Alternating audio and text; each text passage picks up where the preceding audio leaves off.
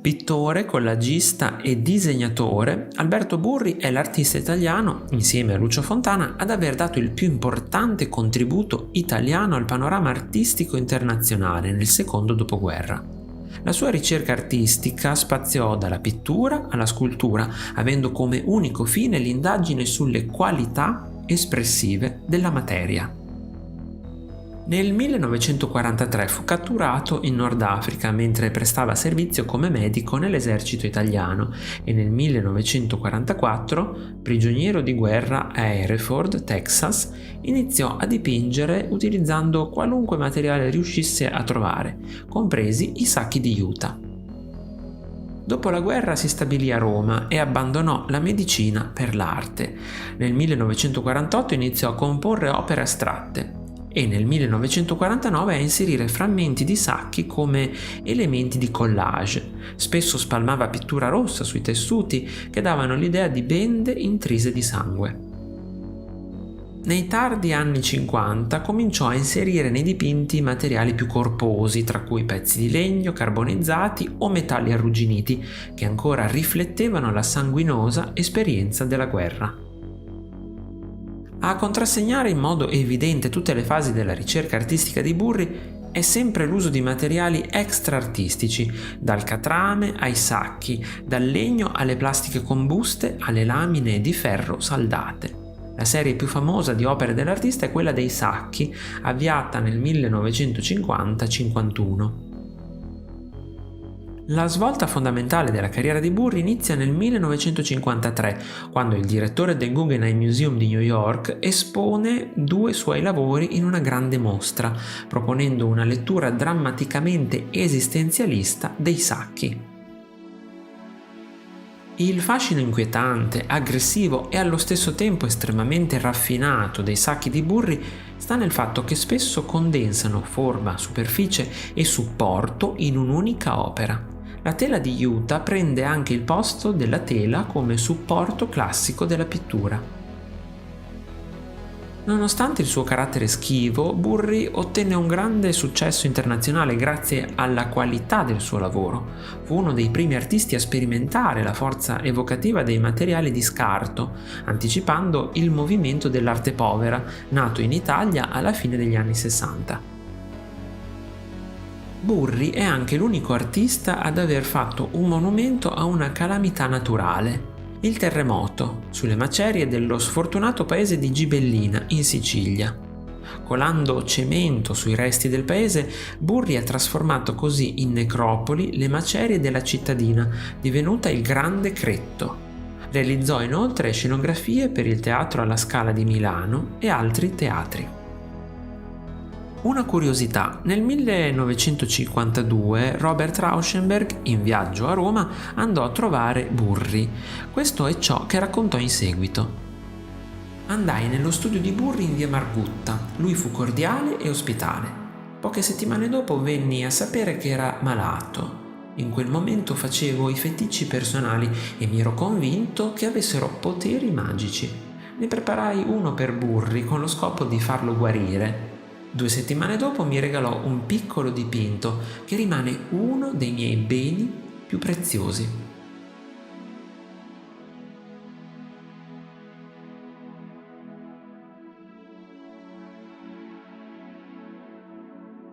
Se il video ti è piaciuto, metti un bel like, lasciami un commento, condividilo con i tuoi amici. Ricordati inoltre di iscriverti al canale e di cliccare sulla campanella per non perderti i nuovi video. Ciao! E si rodella quello di decollage strappa de immagini, Burri fa un po' il contrario, che pia di stracci, di sacchi, di pezzi di plastica e col filo o spago i cuce, li incolla e i mette insieme. Oppure col fuoco i trasforma e ce fa di buchi o delle pieghe. E sti buchi, ste pieghe, ste cuciture, so quasi come di segni, non te dico come in disegno proprio, ma quasi, che te sembra de vederci in paesaggio, si vuoi. Il buco è il sole, e i pieghe e le altre robe sono l'orizzonte, e colline, e così via. Oppure una faccia, con l'occhio a bocca. Cioè, per farla un po' semplice, si rotella piena immagine a strappa, Burri pia delle cose da buttare via e ci fa una specie di immagine, come se volesse dar senso alla materia. E certe volte sta materia bruciacchiata e ricucita te fa quasi pena, come che fossero dei ferite o dei cicatrici. E chi c'ha una cicatrice c'ha pure una storia da raccontare. E gli esseri umani sono quelli che raccontano le storie, e più di tutti chi è un artista. La tela alcuni frammenti di sacco di juta che successivamente contorna, intervenendo poi anche in parte sulla superficie del sacco, con linee spesse e continue di colore nero. L'artista ottiene così una specie di scheletro ideale della composizione, quasi un reticolo, volutamente posto nella zona centrale e destra del quadro, evidenziando il moltiplicarsi delle forme geometriche come racchiuse da questi segni neri. I segni proseguono poi con una linea obliqua discendente verso il lato sinistro a dare continuità e fluidità a tutta la composizione. La delimitazione e allo stesso tempo l'unione dei diversi campi è completata dall'unico fondo bianco steso a olio con pennellate molto dense e precise entro ogni riquadro. Il rigore compositivo è molto serrato, le forme sono disposte proprio con un preciso intento e un equilibrio ponderato tra gli spazi bianchi e colorati. I segni della pittura nera e rossa che macchiano parte della superficie del sacco rimandano idealmente alle future lacerazioni della juta che spesso scoprono sfondi di colori diversi. Le opere che Burri realizza nel tempo prendono il titolo dai materiali e dalle tecniche usate e si distinguono anche per i diversi periodi creativi, come nella serie poi dei legni, delle plastiche e dei cretti. In questo caso il titolo è dato da una sigla e da una cifra enigmatica non identificabile con alcuna parte del quadro stesso. Questo genere di composizione aiuta a modificare la concezione della superficie pittorica e il concetto stesso di quadro. Il piano dell'opera rappresenta il campo in cui si verifica l'azione dell'artista, il suo luogo di lavoro e di ricerca, del tutto astratto e informale, in cui si manifesta un rifiuto dei mezzi artistici tradizionali e si introducono nuovi procedimenti tecnici per conseguire maggiore intensità espressiva. Il sacco è una materia non nobile e extra artistica, però qui diventa protagonista fino a identificarsi con l'opera stessa e successivamente nelle opere realizzate a partire dai primi anni 50.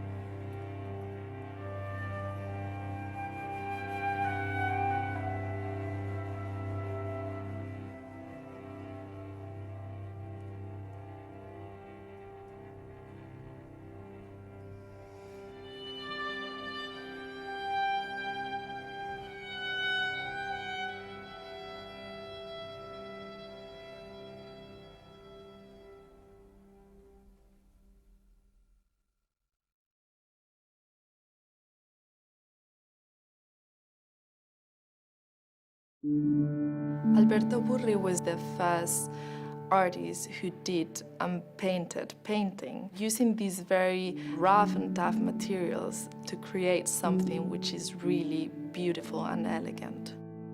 Burri was born in March 1915 in a small town in the region of Umbria called Città di Castello. Critics, in order to see his earlier influences, they go back to his childhood. It was said that he went to the town next door to admire the work by Piero della Francesca called Madonna del Parto. World War broke up and he was working as a doctor in the north of Africa for the Italian army. And he was taken by the Allies to a prisoners' war camp in Texas, where he spent around 3 years. So it's when he started exploring art. His very first paintings were landscape, still lifes, and he also used some of the burlap and sake, which they were available back then, to cut some of those pieces and put them into his canvas. It was 1946 when he flew back to Italy. He landed in Naples, which was a city who had been very badly bombarded during the war 2 years before, and he used his work to express how creation could be born after destruction. The fact that he was trained as a doctor had an influence on his work. Is not only with the stitching that we can see on the sake, but sometimes we can see some holes as well, which they remind us of the wounds. And the plastic which he burned, it will remind us to the white and red cells of the human body. He was very much focused on the material, so if you look at through the different periods of his life, he will use any material that was around that he thought was attractive. He would just use a burnt torch, he will stitch them, he will cut them, he will tear them, just bringing up the best of those materials. This is one of his ferro paintings, which means it's like one of these paintings that he did with iron. They were like newly rolled iron sheets that he will just take and salt, cut, do some blasting, fusing, and then he will take the different pieces to interlock them into the shapes that he was actually looking to achieve. The iron, as a result, will be oxidized, will have abrasions, will be burned, and Burri said, I'm not interested on representing the iron, I just want to show what iron is capable of. He wasn't only a great influence for the younger generation of Italian artists, but he was also a great inspiration from other artists of his time, like Robert Rauschenberg, who was known to have visited Burri's studio several times. Burri was just one of the most important post-war Italian artists. He was a revolutionary, and he really changed the way we perceived painting.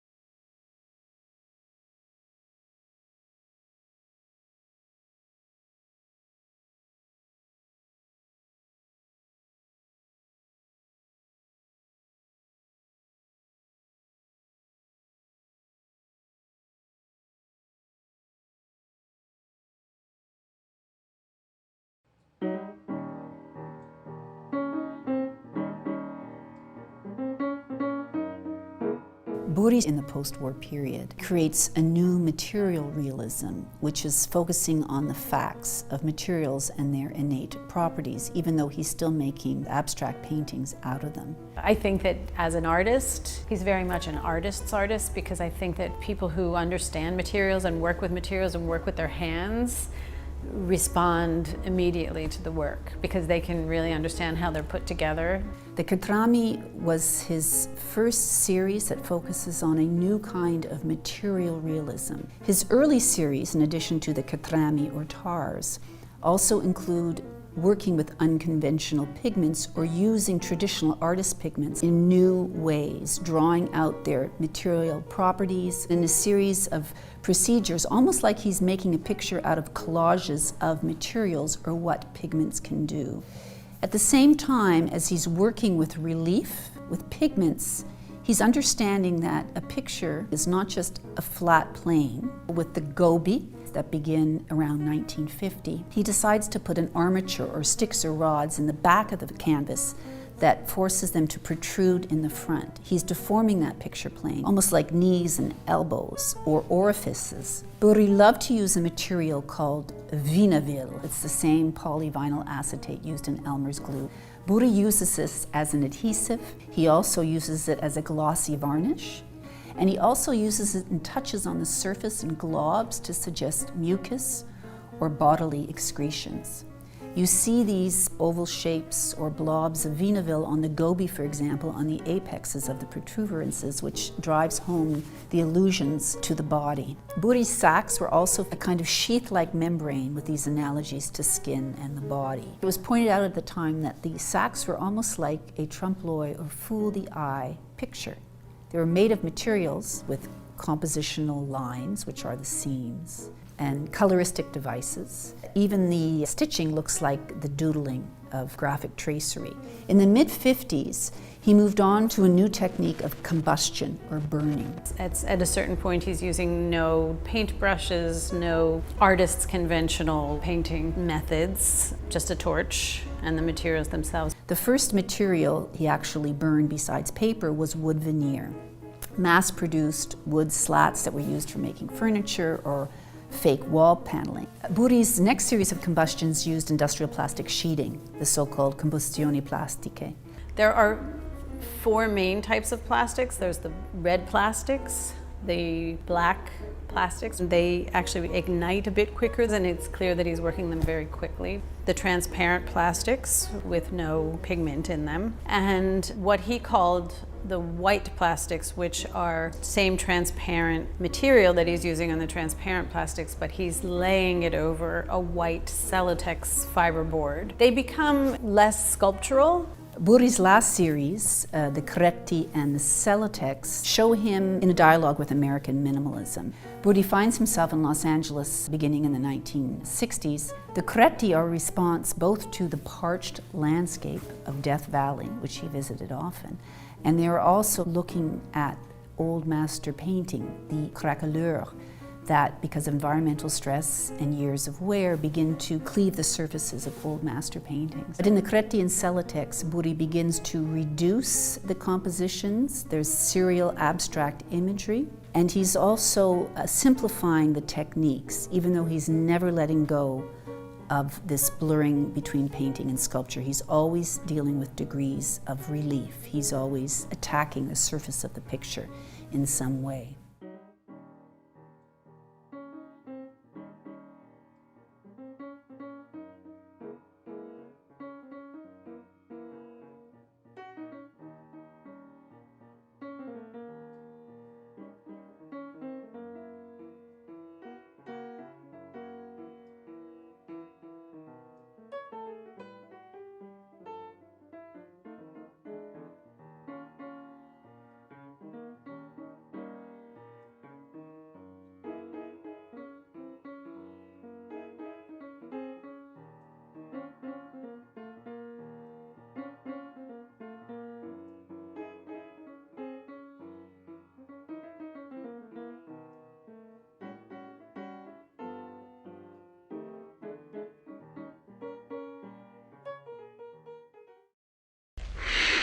Con il pennello di fuoco, Burri lavora alle sue plastiche trasparenti.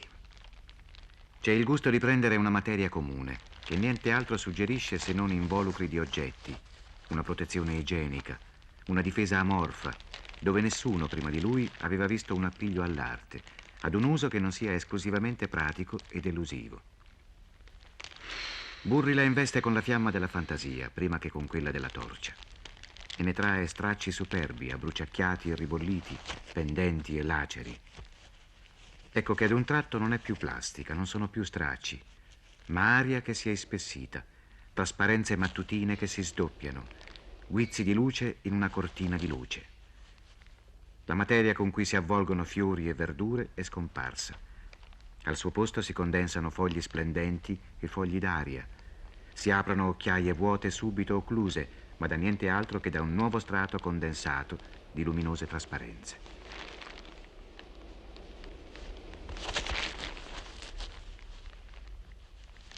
Dei bordi bruciacchiati sono come orlati da una luce nera. La materia è scomparsa. Burri, mentre la lavora, la distrugge, ma la materia rinasce dalle sue ceneri come la fenice, è appunto come l'irrealizzazione di se stessa. Qui forse, ancor più che nei sacchi famosi, nei legni quasi apollinei, nella scansione dei fogli dalle venature limpide, nei ferri taglienti, si può quasi toccare con mano la sublimazione della materia bruta, il trapasso in atto da materia a forma. Perché questa arte, che è stata detta informale, si organizza in una struttura precisa e calibrata, come quella che ha per supporto le apparenze del mondo e della natura. Nulla fa vedere meglio di come sia ferrea la struttura dei quadri di Burri quanto isolarne dei particolari.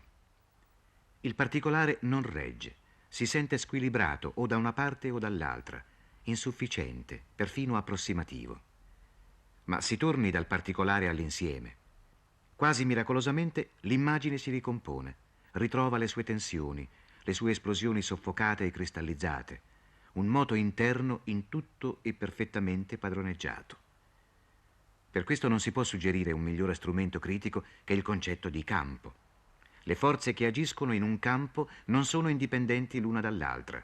Il risultato non è una somma. Avviene una totalizzazione che è superiore alla somma delle forze agenti.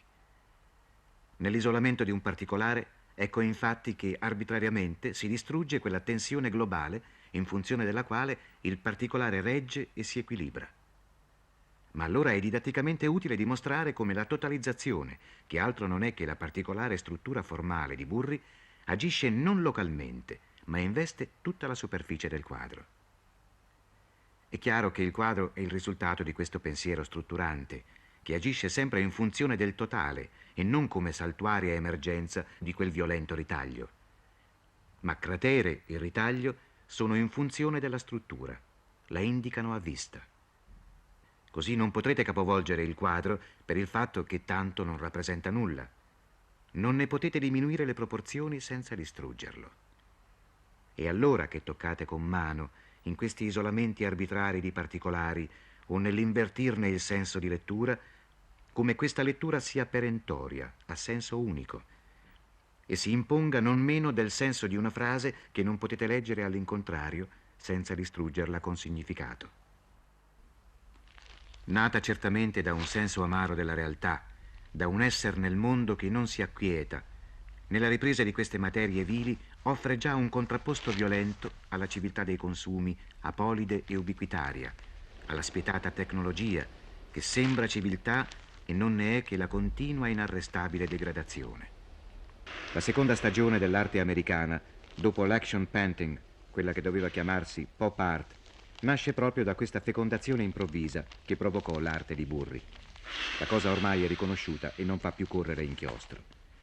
È anche un fatto straordinario che abbia accettato di farsi riprendere mentre col suo pennello di fuoco accarezzava le plastiche trasparenti.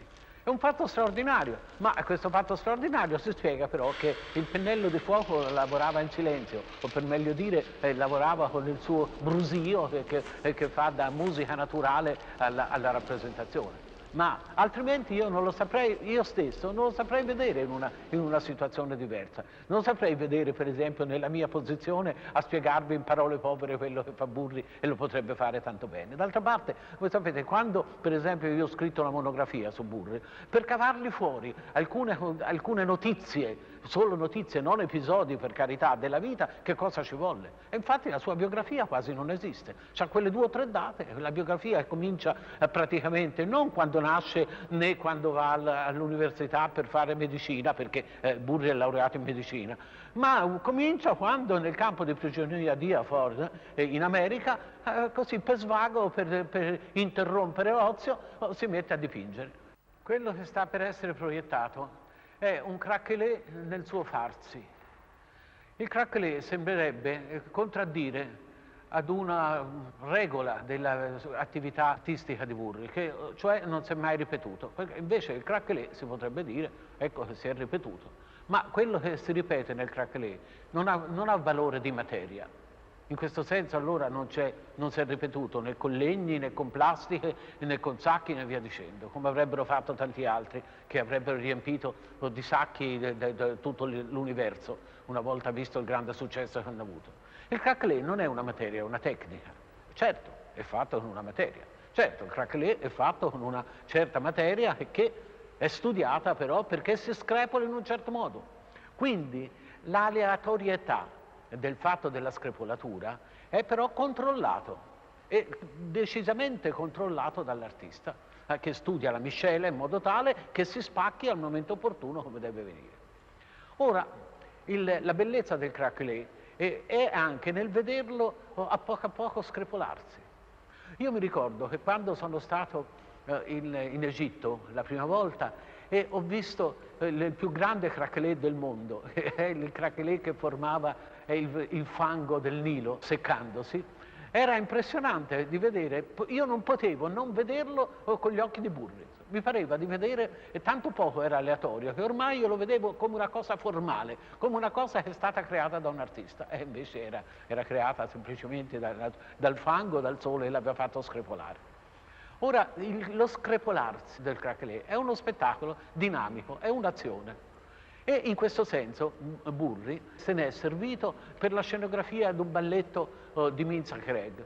E in questo balletto la scenografia consiste proprio nella proiezione del craquelé via via che si fa, in modo che a un certo momento si vedrà tutto il fondo, si vede tutto il fondo che si screpola, come se la scenografia collaborasse alla dinamica della danza.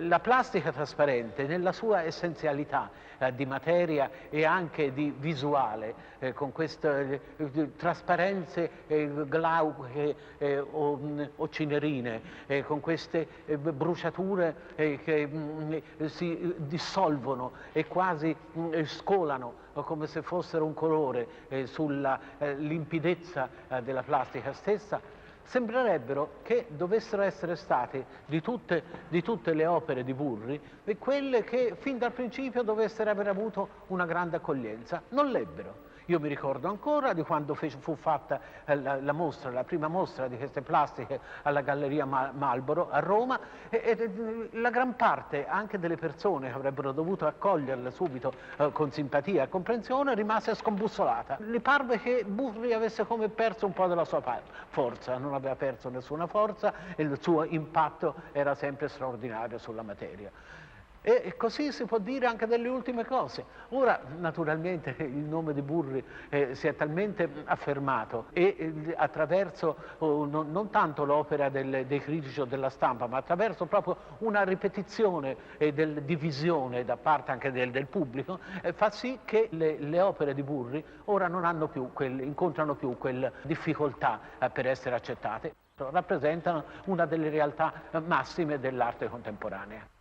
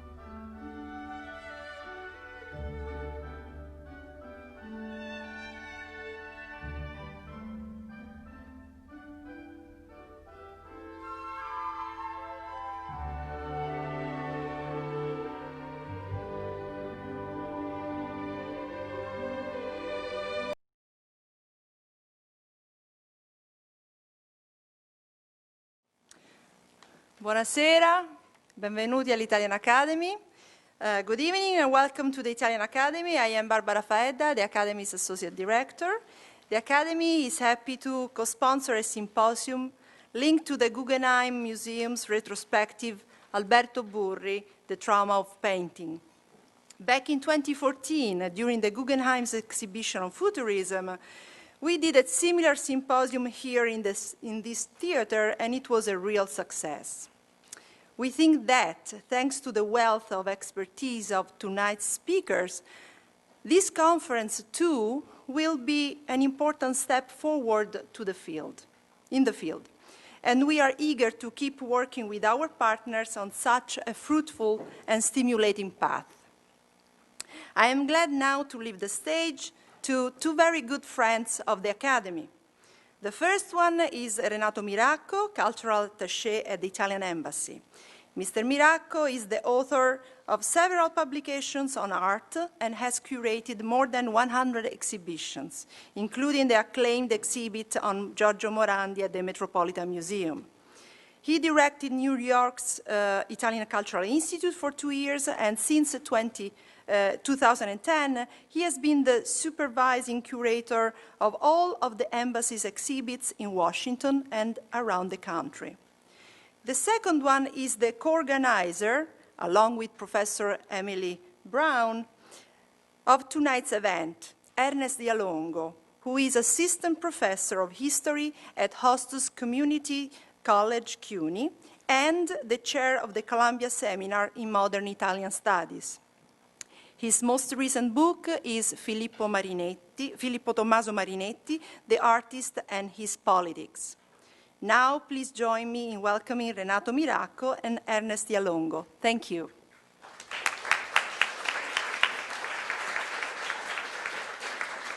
Thank you, Barbara. It's really always just a pleasure just to be here. I was living in New York for so long time, and I moved to Washington. And today I have not two hats. The first hat is just on behalf of the ambassador, Claudio Bisognero, who is really sad not to be here and to present the panel. I would like just to welcome this incredible panel and say thank you to Emily and to the Guggenheim for this incredible, beautiful exhibition. The second hat is, as a curator, I'm really, really, really proud. I did a little exhibition at Tate Modern with Matthew Gale in 2006, and was just a small exhibition, anyway considered one of the best on 2006. But when I went just through the exhibition made by Emily, I was really thrilled. I was really astonished how beautiful is the exhibition. In the meantime, we have a beautiful exhibition about Morandi at Cima. And in Washington, we have a little exhibition about Lucio Fontana and his influence about the South American painting and sculpture. So I think that this is for an Italian curator, for an Italian man, for all the people that loves Italy, it's just a magical moment. So I really invite you to go to the exhibition and be in contact with Burri. Burri is much more when you see in the first time. You have to be in contact with this beauty. What he cares about is beauty. I'm cared about in Sacco, in iron, in glasses, in burning. I'm taking care about the beauty of the piece. Form and beauty is what Burri wants in his artworks. So be in contact with them, dialogue with them, and be happy. Thank you.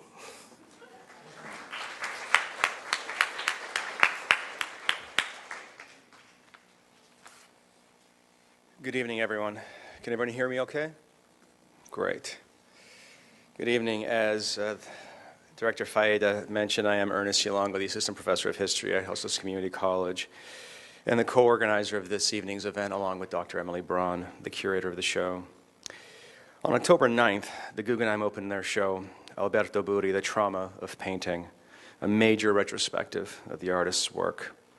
In the New York Times review of the show, Burri's paintings were called lavish, beautiful, and admirable. The catalog by Braun was deemed dazzlingly researched and often eloquent. And for the exhibit, the review noted that Burri's development suits the Guggenheim. His successive series unspool smoothly up its spiral ramp. Nearly everything has a handsome, elegant toughness and rich sense of color, both applied and intrinsic. To commemorate the exhibit and to help bring further attention to Burri, both the man and his work, led to the organization of this symposium. Our expert panelists will bring you through the exhibit, Burri's POW experience, his influence on post-war art, his connection to neorealism, and his influence on contemporary art. And now I'd like to thank a few people, which is my pleasure every time I organize these events. My first thanks is to Emily Braun, both a wonderful scholar and mentor, for her to agree to co-organize this event with me. Thank you. Thanks, as always, to the Italian Academy for their unending support. They are the perfect group of people to work with when you want to turn an idea into a full room, as we've done tonight. The director, David Friedberg, the associate director, Barbara Faeda, and a special thanks to Assistant Director Allison Jeffrey, who is just an organizing wizard, and I couldn't ask for anyone better to work with. Thanks also to folks at the Guggenheim Museum, Shama Raman, Megan Fontanella, and Ilinka Barotto, as well as Judith Pinheiro at the Association of Art Museum Curators for their help promoting this event. Finally, our gratitude to our co-sponsors, Lavazza, the Italian Embassy, and the University Seminars Office. And now let me briefly introduce our panelists in the order in which they'll be speaking, from my left going on to your right. So, first, Emily Braun is Distinguished Professor of Art History at Hunter College and the Graduate Center of the City University of New York. She is the curator of the Guggenheim's exhibit, Alberto Burri, The Trauma of Painting, the lead author on the accompanying catalog, and the curator of the Leonard A. Lauder Cubist Collection. Thereafter, we have Ruth Ben-Ghiat, Professor of Italian Studies and History at New York University, and Associate Researcher at the Institut d'Histoire du Temps Présent, and the author most recently of Italian Fascism's Empire Cinema. Howard Singerman thereafter is the Phyllis and Joseph Karoff Chair of Art and Art History at Hunter College, former museum editor at the Museum of Contemporary Arts, Los Angeles, and the author of numerous works, including most recently Art History after Sherry Levine. Noah Stamatsky thereafter will be a visiting faculty member at UC Berkeley's Department of Italian Studies in the spring and previously taught at Yale and the University of Chicago. She is the author of Italian Locations, Re-inhabiting the Past in Post-War Cinema, and her new book, The Face on Film, will be published by Oxford University Press in the spring. And finally, Robert Storr is Professor of Painting and Printmaking at Yale University and Dean of the School of Art. He is the recipient of numerous honors, including being presented with the Medal of the Chevalier des Arts et des Lettres by the French Ministry of Culture, and then being named officer of the same order. And in 2007, he was the first American invited to, assume the position of director of the Venice Biennale. An author of numerous works, his latest is the forthcoming book, Intimate Geometries, The Work and Life of Louis Bourgeois. And now, without any further delay, I'd like to bring up Dr. Emily Braun, our first speaker.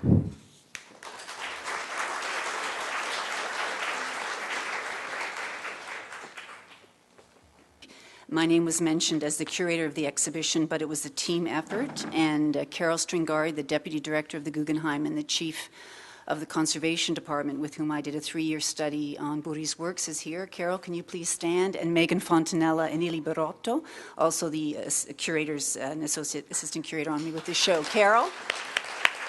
Thank you. And the way in which we could probe Burri's work was in no small part due to the degree to which we could examine dozens of these works firsthand. And thanks to Alberto Burri himself, who's, I'm showing you on the screen right now, a photograph of his own retrospective done by him, by Burri, which exists permanently in his museum in Città di Castello, his hometown.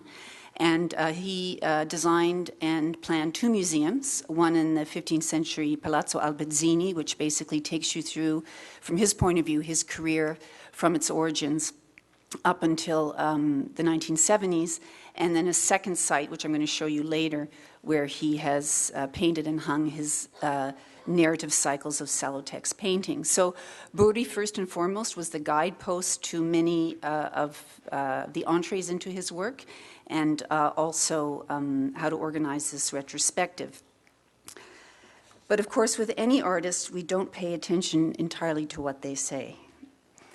The exhibition is entitled The Trauma of Painting, and the title refers to the historical context of Burri's life and art, and also what he did to painting. He was the first, as was already noted in the early 60s, to make unpainted painting, and he did injury to the supports and surfaces of painting as an expression of what he personally, what Italy had gone through, and what Europe and the Western world had gone through in the Second World War. And we begin the exhibition, for those of you who have seen it, with the visualization of these events with Luce Giornale, that is the fascist state's cinema newsreel footage of the bombing of Milan, Genoa, and Naples. And this is exactly what Burri would have seen when he arrived back in Italy in February of 1946, a couple of years after this bombing, but nonetheless, Italy was devastated still even then, and particularly Naples, where he landed. Burri was not in Italy at this time, nor was he a career artist yet, but he had been a doctor, and a doctor who served in the fascist armed forces, and he was captured in North Africa by the British, and along with the other prisoners of war, German and Italian, who had been captured in North Africa, was sent to an American prisoner of war camp in Hereford, Texas, and Amarillo, where he began to paint. More on that later. I wanted to begin with just a quick taking you through the exhibition, and then I wanted to explore some issues in depth in the time that I am allotted. And in sum, there were three issues behind this exhibition as we started out and carried it through. And one is to do justice to the artist and his career, and therefore to do a retrospective in all senses of the word, and to bring out the key themes in Burri's work. But also, I think, particularly for American audiences, to make him seem important, to show his influences and also what he anticipated in so many ways. Secondly, this exhibition was another step in the blasting away of long-standing narratives about the relationships between American post-war art, that's post-World War II art, and European post-World War II art, and how, in fact, the Europeans were not behind. They were doing things differently, in some cases ahead, in some cases not quite there yet. But we, again, are constantly rethinking these narratives, and Burri's retrospective is a platform, I think, for a very important revisionist view on the post-war years, particularly the 1950s. So Burri in a larger sense. And thirdly, we aimed in this exhibition to, in the design of the show, as you go through the Guggenheim, to really bring out what's important in Burri's work, which has to do with his series, the material realism of it, the tactile quality of it, the way it relates to the body and bodily experience, and also themes of the monochrome and his new way of understanding monochrome painting. So these themes, which one can chart art historically, when you do an exhibition, you also want to bring those things out vividly in the actual experience of going through the shows and encountering these works in a certain order and in a certain kind of display. So quickly, after the initial film on the ground floor, the high gallery, this is the only typical room in the Guggenheim building, goes out of chronological order. The rest of the show is in chronological order. And we have three of Burri's transparent plastics, which are sometimes exhibited on the wall as see-through paintings, but more often than not, he himself intended them to be suspended from the floor and ceiling as colorless monochromes or see-through pictures. And right away, with these layers of burnt and charred plastics, one has a sense of the theme of trauma, of how painting has been undone, yet holds together in ways that are still quite sensuous and full. Then the exhibition proceeds series by series, which are also chronological, sometimes overlapping, with the catrami or tars and the gobos or the hunchbacks, which are not always red, but this curator chose the red ones in particular to begin certain coloristic themes that would be drawn out in the exhibition. Then we have the whole ramp of the so-called bianchi, or whites, and all of Burri's titles refer to materials, colors, and process, with the exception of the Russian constructivists, some of whom emphasize the materials in their titles. This is a novelty. This is something that affirms his realism, the realism of facts, the facts of materials. And the whites have been overshadowed by his famous burlap works, and I was really blown away by his whites when I first saw them and felt that they deserved really an in-depth display in this exhibition. And then the ramp of the sacks, in which the visitor also has the opportunity to really see how Burri takes apart the support, bandages up the backs of his works, like a doctor in which he was trained, but as he's manipulating these surfaces, poking through them, making reliefs, he's also taking care on the backs of these works to make them into works of art as well. And then the show proceeds from there with his woods, his irons, his plastics, and eventually up to ramp 6, where we have his last series, the black-on-black Celotex and the all-white, all-black Creti. The show progresses from works that combine black and white in the last series of plastics to all-black or all-white works at the end. We also commissioned a film by Dutch filmmaker Petra Nordkamp to bring the viewer into the experience of walking through Burri's monumental land art memorial, the Gran Cretto of Gebellina, which is in northwestern Sicily. This is a work that commemorates a devastating 1968 earthquake which killed about 1,000 people but left nearly 100,000 homeless in a series of villages along the valley. And Burri refused to do a standing sculpture for the new town that was built 20 miles away and instead said, "Take me to the ruins." And there he created basically a shroud over the macerated remains of what looked like a bombing site. And in this film you see vintage films of the village before it was devastated, and also the ruins, which echo back to the ruins that you see in the lobby with the bombing footage earlier. I received an email the other day, covertly, that someone had sent in response to the show, an artist, with the description that Burri was the memorializer of violence. And this person also used Gebellina as an example of that. I just put that out there in contrast to the terms of lavish and elegance and beautiful that are also been put out there. And I think this is one of the tensions of Burri's work, is the violence and the sense of repair and holding it together, and at times great beauty as well.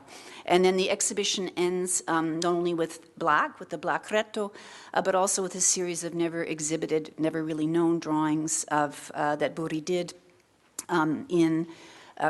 I believe in the camp, in the prisoner of war camp, of trauma, of some memory-driven, hallucinatory, others of wounded men with no limbs. So the exhibition ends at the beginning with this experience that he had as a doctor and as a soldier. So I see I've been looking at my screen, but that's not up to pace with the slides, right? The slides are coming after what I've been looking at. This is what's on the screen. That's what on the screen. Okay, yeah. Good. So most of you are familiar with the sacks, the sacchi, and one of the things the exhibition and book does is show that this is only one phase of Burri's work. If they were the most famous, exhibited already here in the United States in 1953, in Chicago, and also at the Stable Gallery here in New York. And the idea of Burri as an artist of wounds has been promulgated by many critics already in the early 50s, and Burri never denied that he was a doctor or a POW when his work was first exhibited in 1950-53. He later, at the end of his life, said, none of that matters. I never had trauma. I never had flashbacks of any kind. So he was trying to react against what he perceived of as certain cliches of interpretation in his work. For this reason, I actually deliberately chose not to include what many people think is Burri's signal work, the SZ1, which is the first collage work in which he uses sacking, but it is not, in fact, a sacco. It's not in which a burlap bag is both the support and surface of the canvas. It's in the collage tradition of cutting and pasting this fabric and gluing it and painting around it. This particular work has also been the springboard for many interpretations, mostly on this side of the Atlantic, that Burri was an anti-American, that he was using Marshall Plan relief bags to show his discontent with the fact that the United States was an imperialistic nation and Italy, of course, was now submitting to America's domain. And I've tried hard to counter that argument because I think it is not correct. Burri was not anti-American. He was angry. He was ashamed. He felt betrayed by fascism and what had happened to him during the war. But his first commercial successes were here in the United States. He married an American, not by coincidence, I think a Jewish American, in 1955, and lived in Los Angeles from 1963 to 93 for half of the year. Studs Terkel, by the way, was his brother-in-law, for those of you who are of a certain age and know who Studs Terkel is. And also, we have to remember that this notion of America, the imperialist, really begins later with cultural imperialism amongst the Italian intelligentsia. And Italy needed the U.S. And these works are of the same moment of a movie a little later than Rossellini's movie Paysanne, in which you see this Italy and America in a relationship of the powerless and the powerful, but one which is also of gratitude. Frankly, Burri would never take a stand ideologically on anything after the experience of fascism. He never went to the polls after he voted for the Republic in 1946, and he was not a joiner in any way. He didn't network, he didn't create movements, he didn't create schools, and in many ways, when people ask me, how come we don't know more of Burri, or why does this show such a revelation, I think it's because he was not a self-promoter and did not jump on the bandwagon of the press or leave networks or join movements. One of the themes I mentioned of the exhibition that struck us as we were looking at his work is the monochrome. This is not something that has been delved into before with Burri, but he clearly addressed monochrome painting. And his first monochromes, these all-black monochromes, I'm about to show you an all-black one, vary from the tradition of, say, a Rodchenko or a Malevich, which are flat and smooth monochromes, and they are all variegated, bumpy, rough, show different layers of stratification, and that's because they are erasure or blackout monochromes. They use tar and enamel paint to erase paintings underneath, specifically figurative works of art that Burri made in the Hereford prison camp. He began to paint there, and they were naive, autodidactic landscapes and still lives, and he later said he destroyed them all. But what he meant by that clearly is that he just blacked them out, he obscured them, and we know he sent them back via the Red Cross from Texas to Italy in 1945. This is one of the fantastic all-black pictures here. He then elaborates black in different mediums, in his different materials, the black plastics. On the top I'm showing you one of the largest ones in the exhibition, where he draped, melted, pulled, and carved, almost like chewing gum, this molten black plastic, or the black woods below, which are charred wood, also black paint, but reminding us that originally artist pigments came from burnt organic matter, such as bones and wood. And ultimately, at the very top, his black-on-black monochromes, which are installed that way because that's how Burri installed them in his second museum site, which I'm showing you here, a few miles down from the center of town where the Palazzo Albazzini is. These were ex-tobacco drying sheds because his area of Umbria had a tobacco industry, and when that went belly up, he had started to paint in these big sheds and eventually bought them all. And there he did these in situ cycles, narrative cycles. And I would not be telling the truth if I didn't tell you that he also did multicolored celotex pictures, which are also narratives hung in these spaces as well. But for the black-on-black works, of which there are 3 naves, he did them on black walls. Just to remind you of what the tradition of monochrome painting was before Burri, an example of Malevich or contemporary Joseph Albers.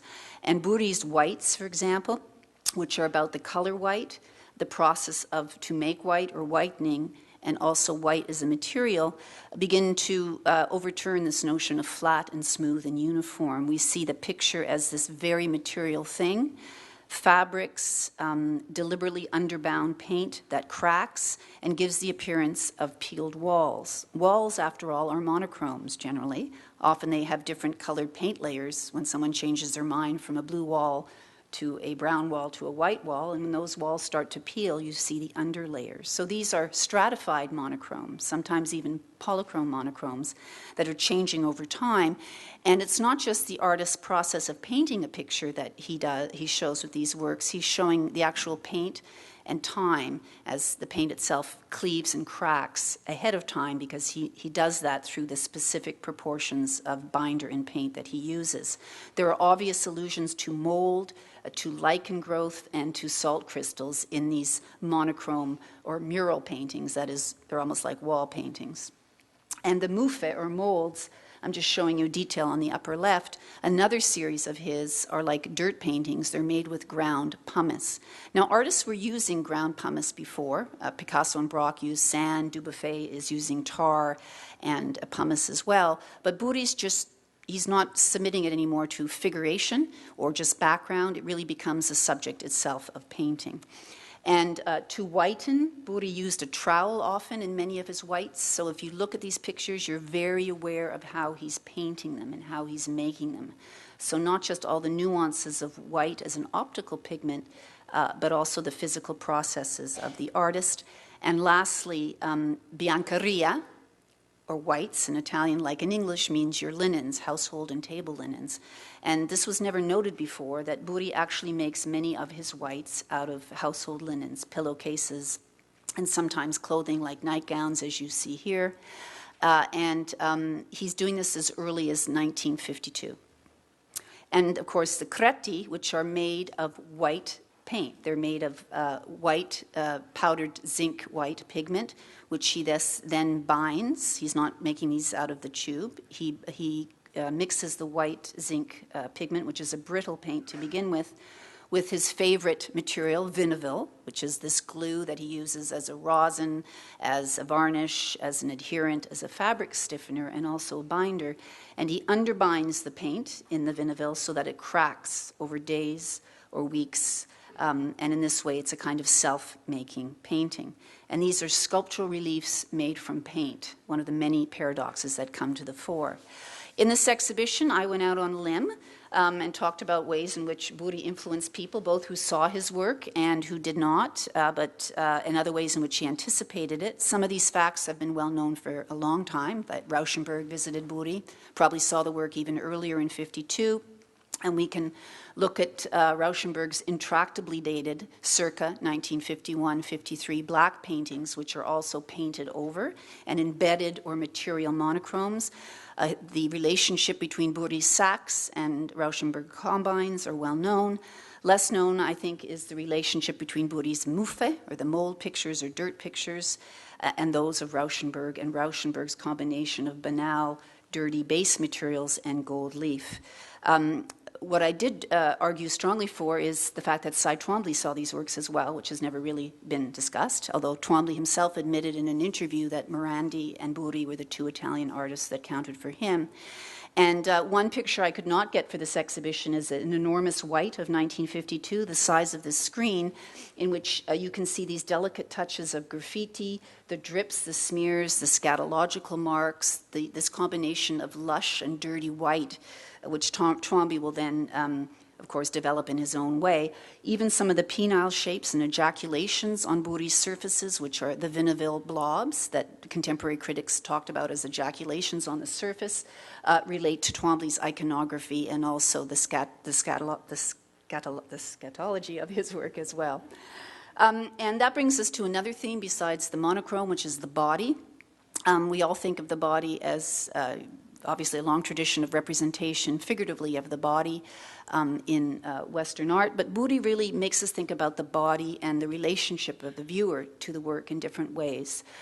non-figurative but multiple allusions to bodily recesses, the fasciae, muscles, membranes, and also, of course, the idea of touching bodies, touching one's own bodies or touching these pictures as physical bodies. This is paramount in the goby or hunchback pictures, which with braces on the back protrude and stick out at you. And remember, as the Dr. Burri knew about kypnosis or curvature of the spine. This is true of the wounds, the holes, which if we think of famous paintings in the history of Renaissance art and the theme of the doubting Thomas, we want to touch to believe. And this again reinforces Burri's realism because these are real layers of relief, no longer figure ground illusions. The scale in which these can envelop you like cloths and be rough against your skin, and also the handiwork, all the stitching and sewing and ripping. You follow the movements of the hand. Pictures which are threatening to our bodies, which could cut or slice us, and pictures which depict viscera of the body, really, as I call them, with the take on Deleuze, organs without a body. And again, membrane-like plastics. I showed these to doctors in order to get their reaction to make sure I wasn't on the wrong track, and they in fact confirmed what you see when you're opening up the body. And of course, drapery all the time, the sense of the body in drapery. And these vacuoles that look like bubbles inside cells. And it's the movement of the body and the imagery of the body that made me think, of course, of feminist artists of the 60s, including Eva Hesse. And Hesse, by the way, was in Germany in the third Documenta in the mid-60s, where Burri exhibited this work. And the body in relation to Christian art. Burri was not a religious man, but the history of Western art is that of the history of Christianity, very much entwined. And you see how much his work relates to the craft of painting and the history of painting as well. He loved the Piera della Francesca Madonna del Parto, the Madonna of the Parturition, the Madonna of childbirth. And we see many references to this painting in the tent-like compositions and in the lace-like stitchings of the gashes that actually mimic the open seams of her dress. And of course, the imagery has long been pointed out to St. Francis of Assisi. Piera della Francesca, St. Francis of Assisi, these were all living people who lived in the area in which Burri was born and raised. And in addition to the sackcloth and the penitent role and the abject poverty of St. Francis, we also have the wounds of the stigmata, which are very clear in the Guggenheim sacco on the right, with the red marks of the crucifixion, the laceration that's cauterized there, the long wound of Christ on the side, and the flash of gold. St. Francis received the stigmata through rays of gold. And of course, the allusions to penitence. This relates in turn to the poverty and the penitence of Italy after the war.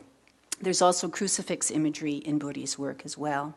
Lastly, one of the themes I tried to draw out, and Noah will be speaking to this, is the relationship of many of the subject matters of Burri's work: poverty, penitence, shame, redemption. Although I didn't use that word redemption at all, I'm hesitant to use that, in contemporary cinema. Actually beginning with the neorealists, and I'm just reminding you of Rossellini's St. Francis, The Flowers of St. Francis, and also themes of the monochrome and distressed walls in Red Desert.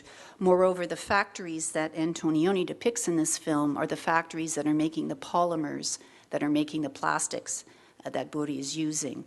So even if there's not a direct relationship between between cinema and Burri's work at this time, there's a lot of affinity and shared themes. So I end where I began, which is that I hope that when you visit the exhibition, you'll see how these themes are drawn out in the actual percorso, what the Italians would call the trajectory of the exhibition. I warn you that one thing you have to offset, I found, and this is something that I discovered as we were installing this exhibition with our wonderful crew of 82 people at the Guggenheim, is that we had been looking at these works at this distance for 3 years, and it was only when we installed them on the ramps and saw the far views that we realized how extraordinary Burri's compositional power was. So that was actually a last-minute revelation during the show. Thank you very much.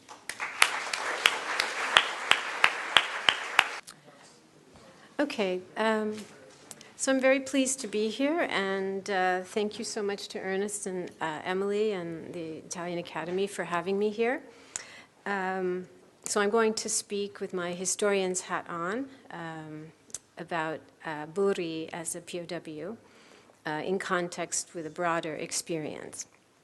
So all wars generate as many silences as they do stories, but wars that end in defeat and the discrediting of the cause one fought for leave the things that can be said, tales of heroism and sacrifice, under a cloud.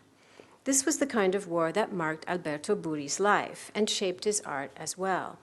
World War II had been a disaster for Italy, and Italian veterans were in an uncomfortable position as symbols of a triple defeat: of the Italian armed forces, of the fascist regime that had controlled Italy for over 20 years, and of Benito Mussolini, whose dead body had been strung up like a prosciutto in a Milan piazza, eliciting joy and horror in equal measure.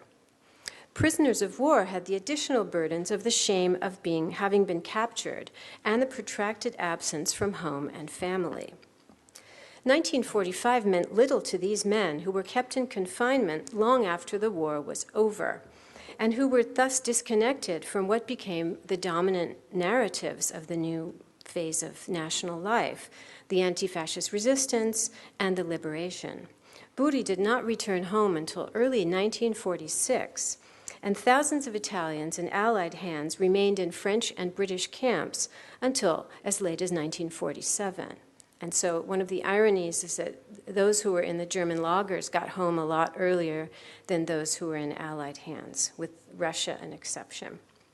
Burri was born in 1915, and he was a member of that generation that spent up to 10 years in and out of uniform, as fascist Italy entered into one military conflict after another. First, the war against Ethiopia, which Burri volunteered for, then the Spanish Civil War, and then on to the occupations of Albania and Greece and Yugoslavia. So as I said, Burri volunteered to fight in Ethiopia. He was a convinced fascist at the time, caught up, like so many of his peers, in Italy's imperial dreams, and then fought on Italy's Balkan and North African fronts before he was taken prisoner by the Allies in the spring of 1943. Looking at, this is British, these are stills from raw footage taken by British military of similar captures, and these are from Libya. These are Italian soldiers becoming prisoners of war. And one is struck by the mix of emotions on their faces. There's relief, there's wariness, there are smiles for the camera, and there is uncertainty. And I'm always struck by these because they look like these ragazzi, these boys you could just see on the street today in Italy. So the men seen in these photos became one among the roughly 1.4 million Italian POWs in Allied and Axis hands. Their fates varied hugely depending on their captor, although most spent time in a variety of camps, sometimes in a variety of countries, and sometimes changed captor countries as well. Those kept by the British ended up all over the empire and Commonwealth, in India, South Africa, Kenya, or Scotland, where my mother, a native at Edinburgh, remembers being told as a girl not to go near the handsome prisoners. France's prisoners were mostly kept in the French colonies, in conditions that by 1946 were being compared to Buchenwald and Dachau. Those claimed by the Americans were sometimes kept in North Africa, and sometimes, as happened to Burri, shipped off to the States. And those captured by the Germans in the wake of Italy's armistice in September 1943 entered into the lagers of the Third Reich. But wherever they landed, they had value above all as manpower and as diplomatic capital. Their destinies were bound up with imperial and wartime labor needs, power plays, and revenge politics. As men coming from a fascist country, Italians were subject to political tests from the moment of their arrival. The choice of whether to cooperate with their captors was a defining moment of imprisonment. They could say yes or no to joining work squads that helped the captors' war effort and national economy, or in 1944, choose or refuse to serve their captor militarily. For those in American hands, like Burri, it meant joining or refusing to join the Italian service units affiliated with the U.S. Army. Burri refused, and his camp in Hereford, Texas, became a place where he and other non-cooperators, as they were known, were concentrated. Called Mussolini men by the local population, they could be subject to harsh disciplinary measures. In the spring of 1945, as Italians celebrated the liberation at home of their country from fascism, Burri and his fellow POWs saw their rations cut to malnutrition level and their contact with their families severely reduced. In all these things, Burri participated in a more general POW experience. Hunger's effects and isolation contributed to a sense of suspended time. It's not so surprising that Ferdinand Braudel wrote his masterpiece on the longue durée of the Mediterranean while confined in prisoner of war camps in Germany. A host of creative and intellectual activities also went on among Italian prisoners in Allied and Axis camps, particularly officers for whom work outside the camp was not mandatory. Sometimes these activities served the cause of political re-education, such as writing for pro-democracy camp newspapers or working on BBC broadcasts. Captors encouraged such activities as an outlet for excess energies and what the British called Latin hysteria, emotion that could swiftly turn to anger or worse.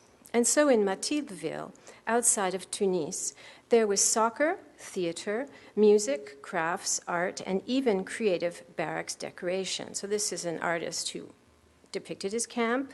This is a theatrical troupe. And here are the picturesque barracks. And this is a photo album that I found in the French military archives. And so the captions are those put by the prisoners, the photographers. In British camps in Kenya and India, lectures and study courses were held among Italians, and sports abounded, including tennis played on courts, sometimes built by the prisoners themselves. Theater and musical events were meant to be ephemeral, but a universal regret of prisoners was that they were not always able to bring home the carvings, furniture, paintings, and other things they produced. So here's just a view of a workshop in a POW camp in Tunisia. And here is it's like a tea towel. It's an embroidery. There was a lot of embroidery going on, also with German Nazi war prisoners of war. And this is from the NYU archives. NYU's library is accumulating a nice collection of artifacts. So this is Souvenir of My Imprisonment, to the Madonna, and he puts his name and his number of matriculation. This was very important. They always put their number of matriculation. This became, when all of the rest of their identity was lost or far away, this matriculation number became part of their identity. And so Burri was actually unusual, and I think it was just those in American hands were able to ship their things back through the Red Cross, as Emily mentioned. But those in German lagers and the French camps, it was virtually unknown that they were able to take things home. So captives of the Americans were no different, as we've seen. A contingent of prisoners in Burri's camp in Hereford painted a chapel, and Burri, who trained as a doctor, as Emily has said, lectured on dermatology to his fellow prisoners, as well as engaging in painting and drawing. The German lagers, too, had their own activities for officers, from university-style courses given by resident experts to contests for the best caricatures. So now I want to talk a little bit about the visual culture that went on in the camps. Through paintings, sketches, and other mediums, Italians bore witness to their experiences, often expressing, as in Burri's case, what could not be articulated or comfortably spoken about. The horrors of the war, which followed them to the camps, and also the humiliations and deprivations of captivity, from the loss of all privacy to the toll on their bodies and masculine identity. So this is Alessandro Beretti, was an officer in a variety of German camps. This is from Delenirina in Poland. And it's body search, and you see the kind of active stance in the foreground of the officer and his disproportionate size and the kind of abjection. And this feeling of being on display recurs throughout, especially in the German camps, representations of self and other men. The satire, so here's Beretti. So this was likely done clandestinely. This instead was likely done for a contest of caricature, which the Germans sponsored. So you have Metamorphosis of the Shoe, and this was eventually published. You see it's in several languages after the war as a kind of showing what activity had gone on. So you see the degradation of footwear from the military elegance to the kind of rags and clogs and just cloths that they had on their feet. The satire is sharper to the point of poignancy in sketches done by the writer Giovanni Guareschi, who's well known, and the composer Arturo Coppola. So here the male is made into a kind of mannequin, perennially on display. And you'll note the absence of genitals and the kind of campy body language. And in some of these sketches, the piazza is re-evoked as a place where you stroll, where you watched, but in a very bleak tone, because the piazza, so to speak, was where you had roll calls and you stood in the freezing cold for hours. This is evoked in many memoirs of every type. And the alternative to this adaptive posture of letting yourself and going with it and being seen is the musulman. And I'm using this term taken from Primo Levi. And you see him in the background, and he haunts a lot of POW drawings when you have given up, when you are fleshless, lacking individuality, with the white turban. And it's a very interesting figure who runs in a spectral fashion throughout a lot of this production from the lagers. And so we come to Burri's own drawings after this little gallery. They depict men who have lost limbs and who are profoundly defenseless, with apertures that broadcast their violation and their status as war's victims, but also its instruments. And you see in the one on the right, the mouth is also like a cannon, right? And I think that this particular one sums up this kind of this difficult double legacy that Italians had. Because first they were Axis soldiers, and then they were victims, right? And in those who were in Germany, it was particularly pointed, this double edge, because first they were part of the Axis and then they were captives of the Germans. And an awful lot of memoirs and recollections prefer to start with the moment of captivity, leaving out the part when they were in the Axis as conquerors, confining others, denying others of their rights. So this kind of double edges, you see it in this particular drawing. So it makes perfect sense that Burri crafted a chess set as part of his own artisanal activity, for Italian prisoners of war, wherever fate took them, certainly felt they were pawns of larger forces. Burri's post-war aesthetic developed out of what the war brought to him: burlap, messiness, wounds, the loss of all center of gravity. His work speaks to a crisis of language and the body that came out of that war. And his radicalism, I think, is perhaps why a full appreciation of his work has been so long in coming. And so I'm very grateful to Emily and the team at the Guggenheim for putting on this retrospective. Thank you. Thank you all. And thank you most particularly, Emily, for an exceptionally beautiful exhibition, and for inviting me to, and Ernest for inviting me to participate in this panel. Alberto Burri is a singular artist. This is how he is seen, how I have been able to see him at the Fondazione Burri, in Città di Castello, in the Palazzo Albertini, and in the ex Seccatoi del Tabacco images that Emily also showed. Spaces devoted to his work there. He's seen singularly as well at the Guggenheim, where Frank Lloyd Wright's architecture and Emily Braun's beautiful installation reinforced the singularity of the work and its coherent and consistent internal development. Burri, writes Professor Braun, sustained, I'm going to have to use a flashlight, I hope you don't mind. So, Burri, writes Professor Braun, abstained from art world polemics and refuted party politics. His name is conspicuously absent from the flurry of post-war manifestos and groups. As the artist himself made clear in a statement that became his most widely quoted commentary on his work, he did not trust such commentary, the words of manifestos or artist statements. Quote, words are no help to me when I try to speak about my painting. It is an irreducible presence that refuses to be converted into any other form of expression. It is a presence both immanent and active. This is what it stands for, to exist so as to signify and to exist so as to paint. In his singularity, Burri was very much like other artists, an artist of his time. Among the artists he was like were his contemporaries in the New York school, like Jackson Pollock, perhaps, refusing to explain his 1943 She-Wolf to the author and art dealer Sidney Janis. This painting, said Pollock, quote, came into existence because I had to paint it.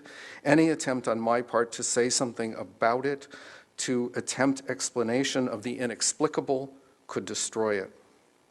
In 1959, in his introduction to the New American Painting as shown in 8 European countries, an exhibition circulated by the International Council of the Museum of Modern Art to introduce Pollock and his peers to Europe, curator Alfred Barr acknowledged that while these artists, quote, comprise the central core in the movement now generally called abstract expressionism, these artists dislike labels and shun the words movement and school. None, Barr continues, speaks for the others any more than he paints for the others. In principle, their individualism is uncompromising. For them, John Donne to the contrary, each man is an island, close quote. Introduce is perhaps the wrong word here.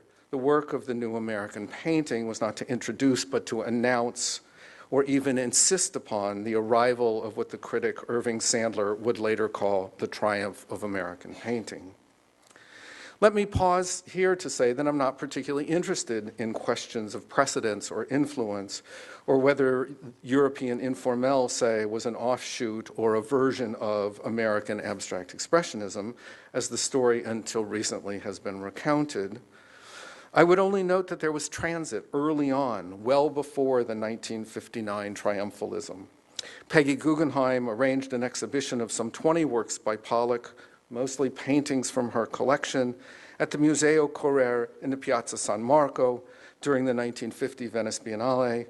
The exhibition traveled to Milan, accompanied by a catalog with a short and decidedly equivocal, even sardonic essay by the Italian critic Bruno Alfieri, published originally in L'Arte Moderna.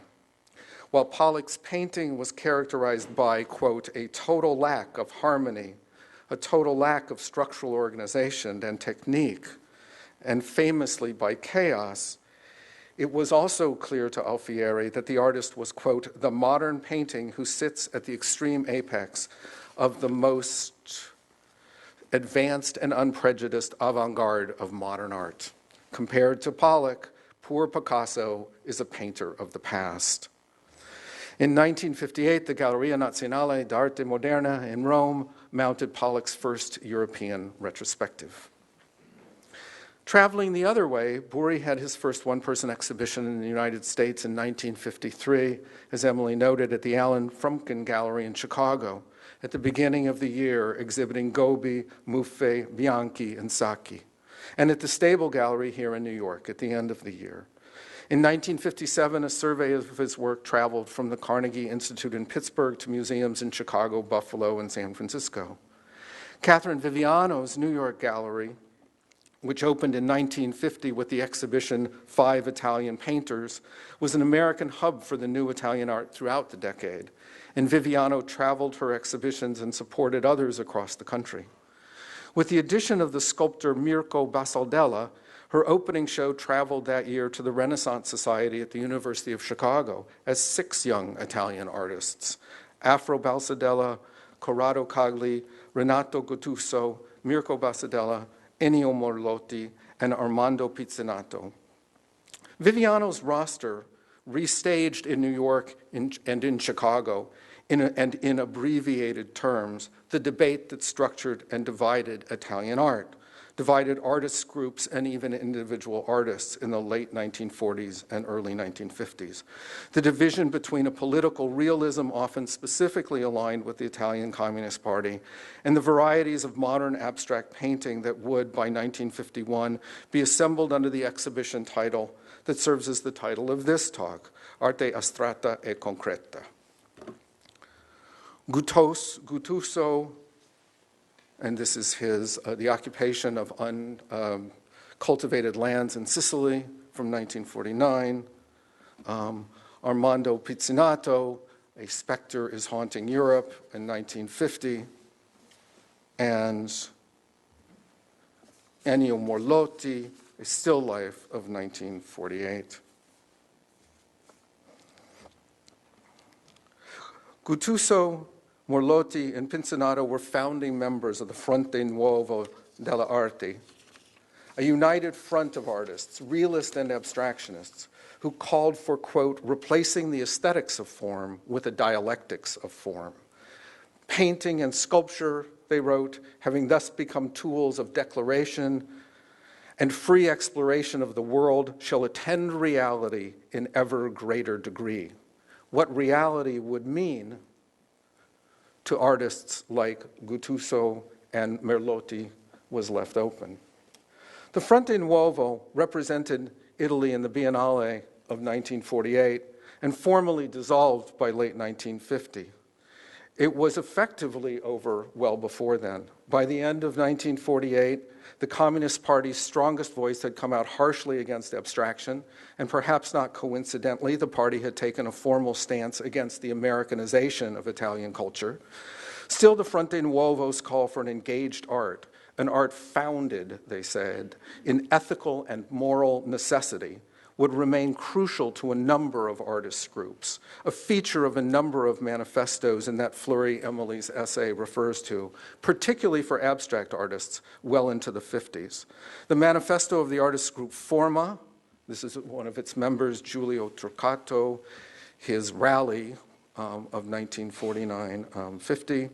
The manifesto of the artist group Forma, published in Rome in 1947, begins, "We hereby proclaim ourselves formalists and Marxists, convinced as we are that the terms are not irreconcilable, especially today when the progressive elements of our society must maintain a revolutionary and avant-garde position, instead of settling into the mistake of a spent and conventional realism."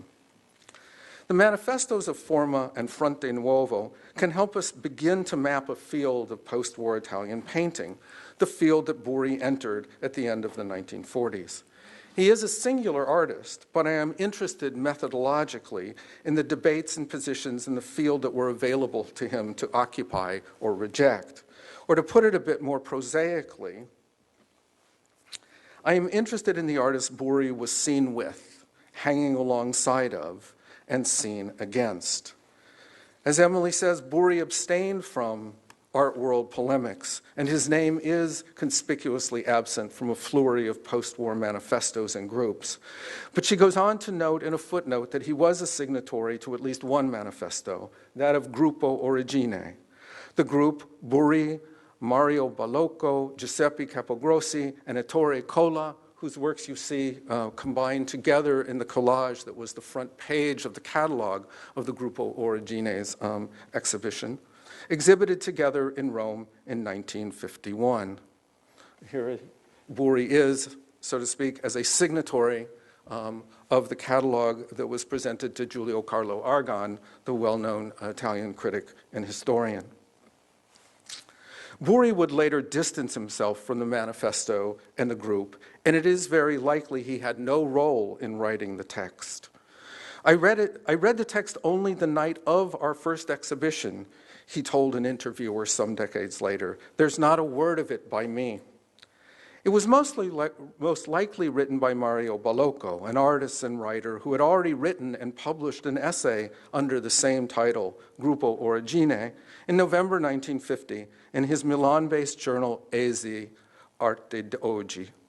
But it is worth noting but it is worth noting how Burri's comment on the manifesto continues. I had joined because they had asked me to, and anyway, because a group potentially can be a force.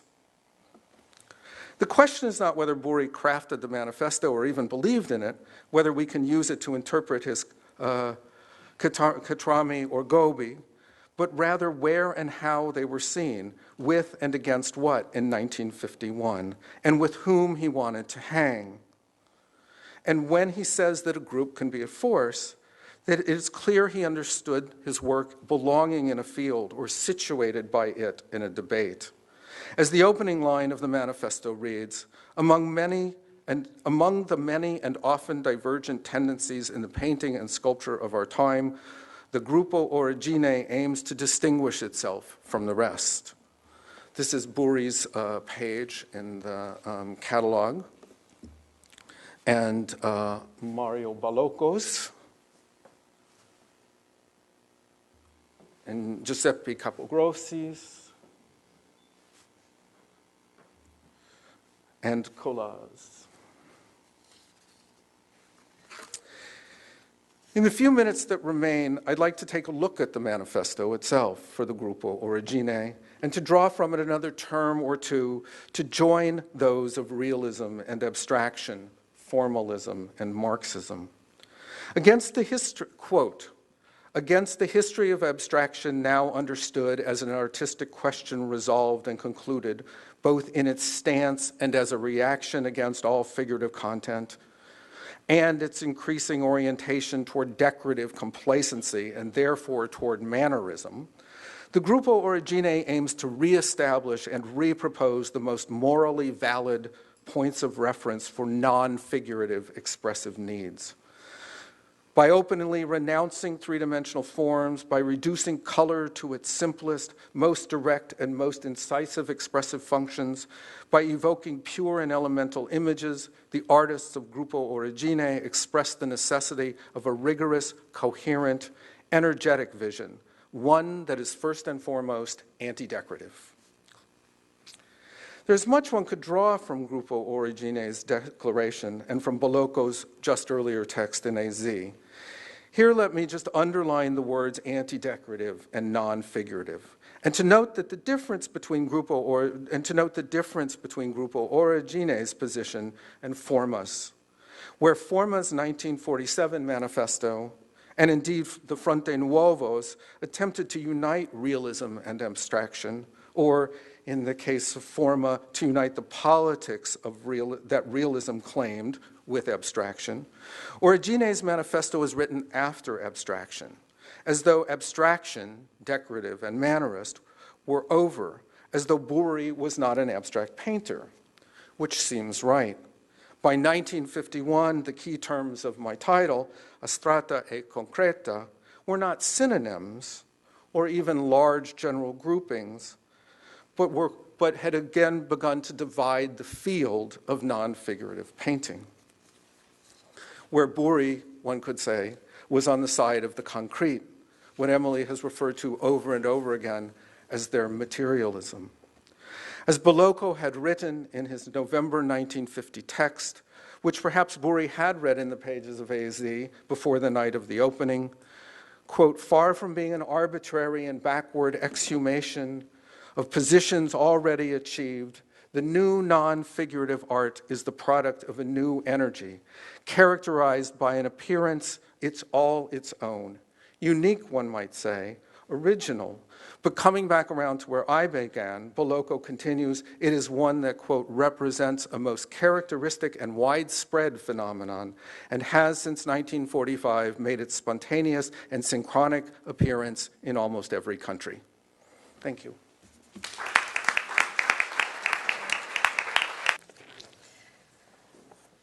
Well, thank you. I want to thank, first of all, Emily Brown and also Ernest Lalongo in the Italian Academy for this invitation to look at Burri with the eyes of a film scholar, especially through neorealism.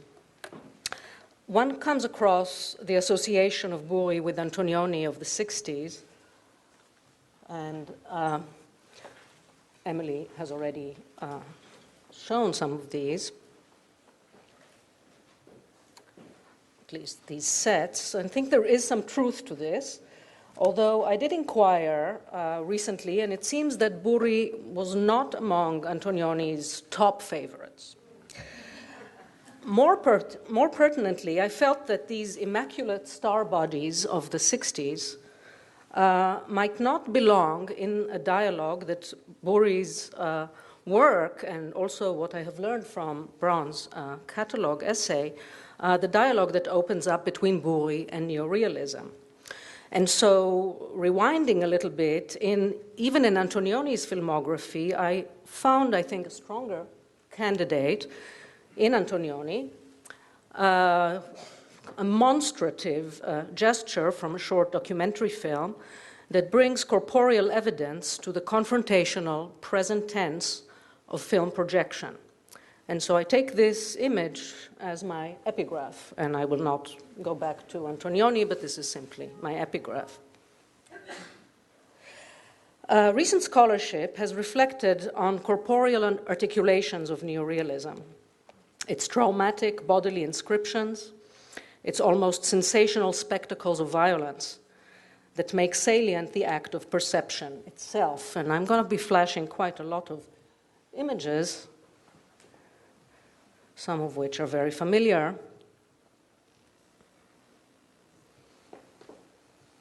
From Open City, Rossellini, and from his Paisan.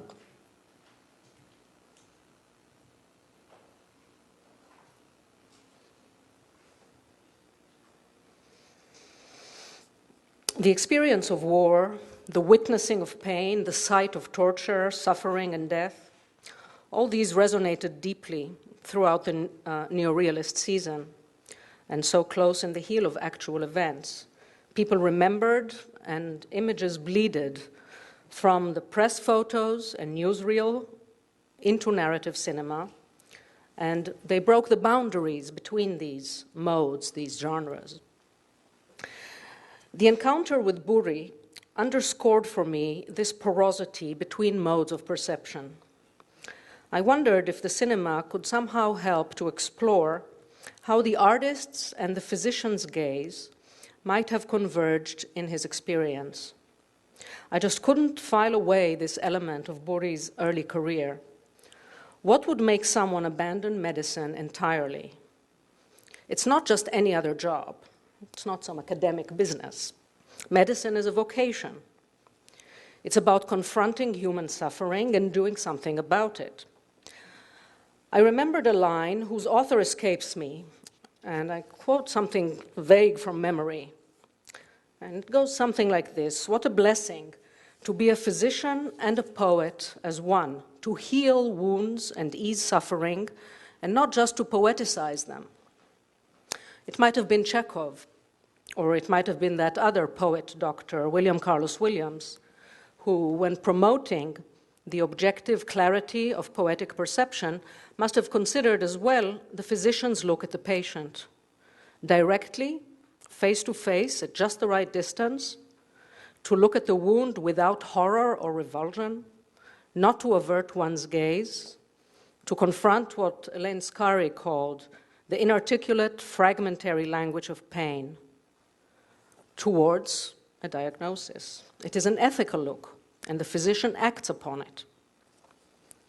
So what does it mean that a physician resigns, perhaps turning away from a pain that cannot be relieved, a wound that cannot be healed? I don't mean to speculate on his personal motivations, but to take Burri's about-face as a historical act, his own year zero, spurred perhaps by the disallowing of agency and action in that placeless place and amorphous temporality of a POW camp that we heard Ruth speak about. And of course, I noticed the dermatological element in Burri's biography. Brown associates it very eloquently. His treatment of surface and broken skin, she evocatively describes the ways in which the eye touches and delivers to the viewer's body the epidermis of the picture plane, as she says. In fact, similar metaphors recur in the post-war film criticism of André Bazin. In that period, Bazin used that expression, epidermal, to describe a paring down of coded expressivity and the articulations of film language, a laying bare of raw, corporeal, and filmic inscription. The idea is also consistent with Bazin's valorizing of the medium's capacity to unravel correlations between persons and settings, between human and inanimate things, between the living and the dead, and thereby also to resurrect the past event into the present duration of film projection, into the spectator's time. This idea is distressingly vivid in images like these, which come from a film from George Stevens's, he brought back, the great Hollywood filmmaker, he brought these back as sort of home movies from his journey in the Allied footsteps across Europe.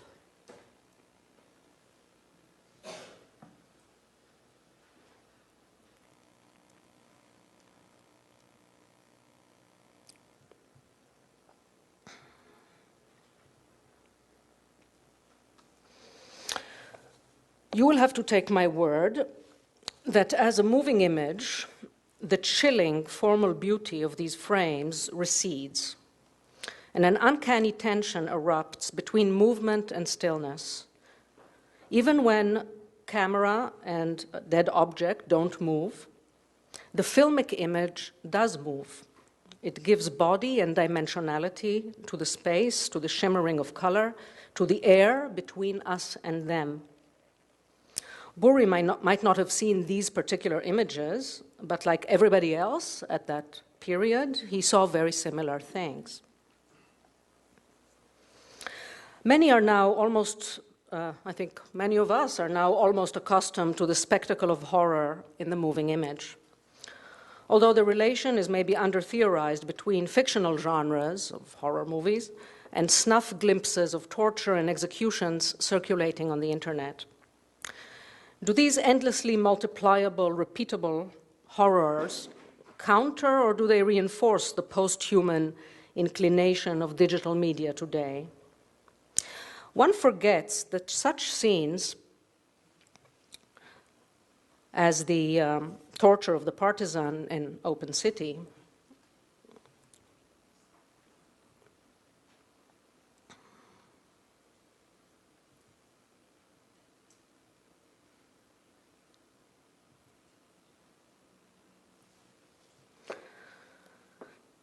Such scenes hardly had precedent at the time. Certainly, classical Hollywood under the code couldn't show anything like it. Indeed, this was deemed somehow too graphic or even obscene for American distribution, so that some of the release prints, even though this movie was a big success in America, some of the release prints apparently censored the couple of shots where torture is so sensorially enhanced by the sight of the flaming torch at the bare, bloody chest, torn open to our view. Whether we turn our eyes away or no, the sight of pain blurs distinctions between narrative fiction and corporeal expression, which intensifies the consciousness of perception itself. The sight of violence and pain become part of neorealism's breaking of boundaries and hierarchies between melodrama and vivid traces of historical events, between narrative and setting, between non-actors and stars. There was an urgency to the physical reality and its consequences, and it broke even through the veneer of Hollywood cinema.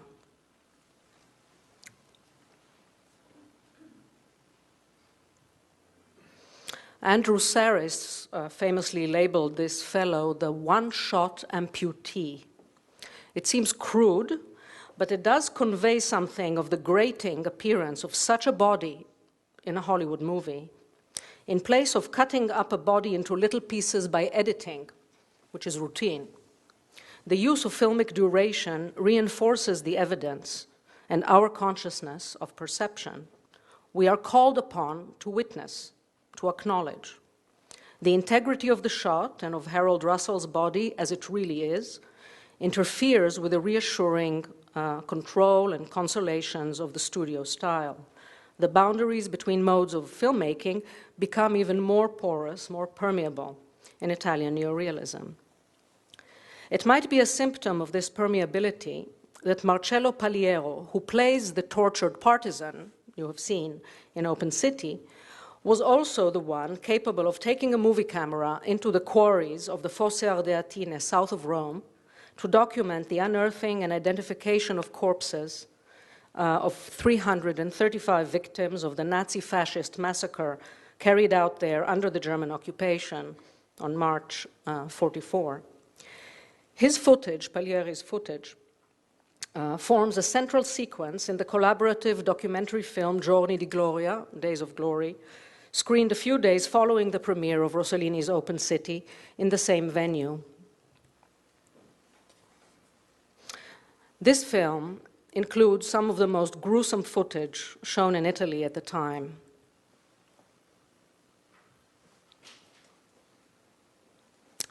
Paliero filmed the half-buried, decomposing bodies in the rubble, a horrific heap of organic matter and rock and twisted metal, all in an appalling, shapeless mass.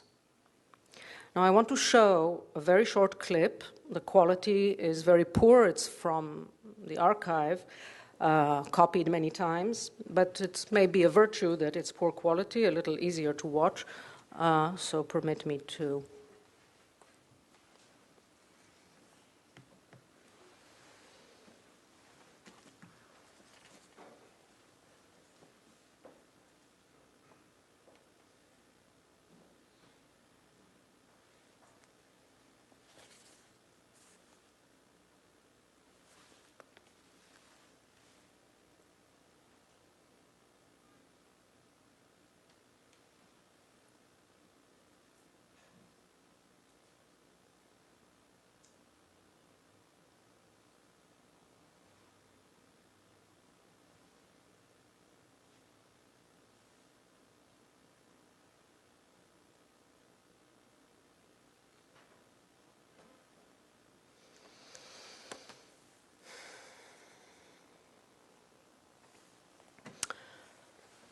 Even the most jaded students cringe when I project this film. Luchino Visconti, who was involved in the production of Giorni di Gloria, could not bring himself to go down to the quarries with Paliero, but he did film something which is in some ways perhaps even more shockingly graphic, the sequence of executions of the fascist chiefs of police, one after the other. One after the other, we see a whole series of men brought to the chair and shot in the back of the head by the firing squad, and I'll spare you the clip, but I will show a few frames.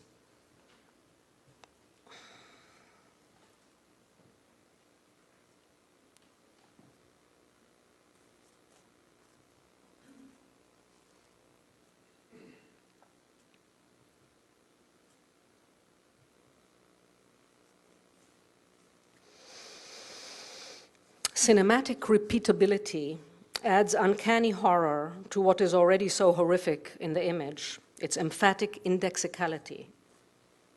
Even as such images of retribution aspire to turn violence to moral purpose, these are, after all, just those war criminals who were responsible for the Ardeatine massacre.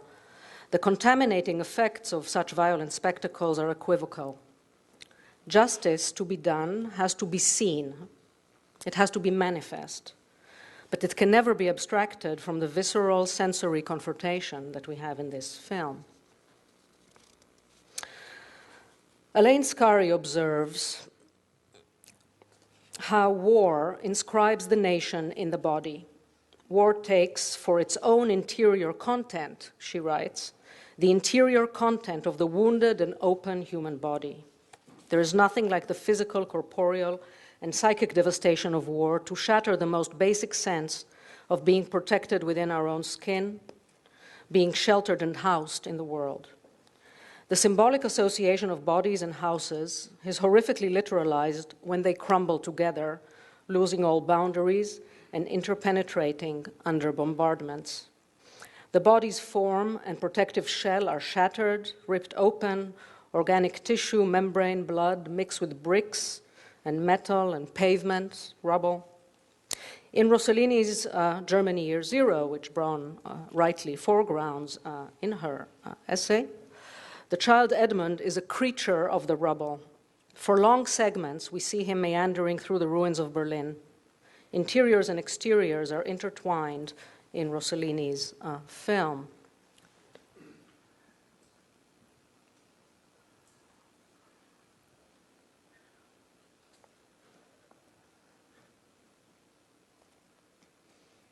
Rossellini moves seamlessly from the movements of play to the movements of death among the ruins.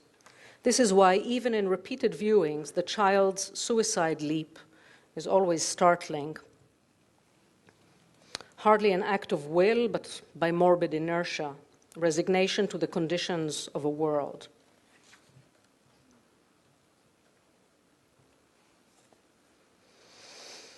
They are the conditions of what Steven Spender called corpse cities, conveying in this powerful figure a sense of life arrested in an image which is at once photographic, cinematographic, and cadaveric. And I'd like to quote from Spender's report from Köln.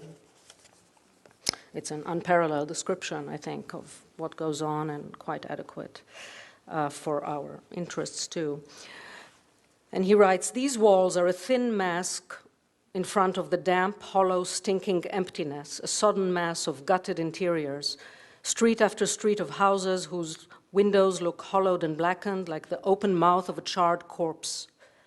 The ruin of the city is reflected in the internal ruin of its inhabitants who, instead of being lives that can form a scar over the city's wounds, are parasites sucking at a dead carcass.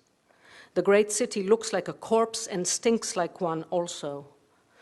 The garbage which has not been cleared away, all the bodies still buried under heaps of stone and iron, these corpse cities are the shape created by our century, as the Gothic cathedral is the shape created by the Middle Ages." End of quote. Spender conveys very well the sense in which the protective skin of a civilization, its vital barrier, has been broken and cannot be mended.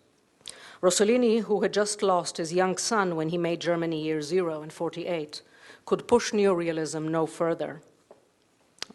His limit image was this child, I think, in the ruins. It seems to me that with this, at this moment, his work can be said to depart towards allegory, and this is just a kind of final thought that maybe allegory was the logical conclusion of the neorealist season as a whole, once its present moment had passed, along with the hopes of the resistance. Those acts of perception that were so powerfully imbricated in the very texture of his films, now refracted off of ever more opaque bodies. And again, Braun's essay conveyed these to me. From Francis's encounter with the leper.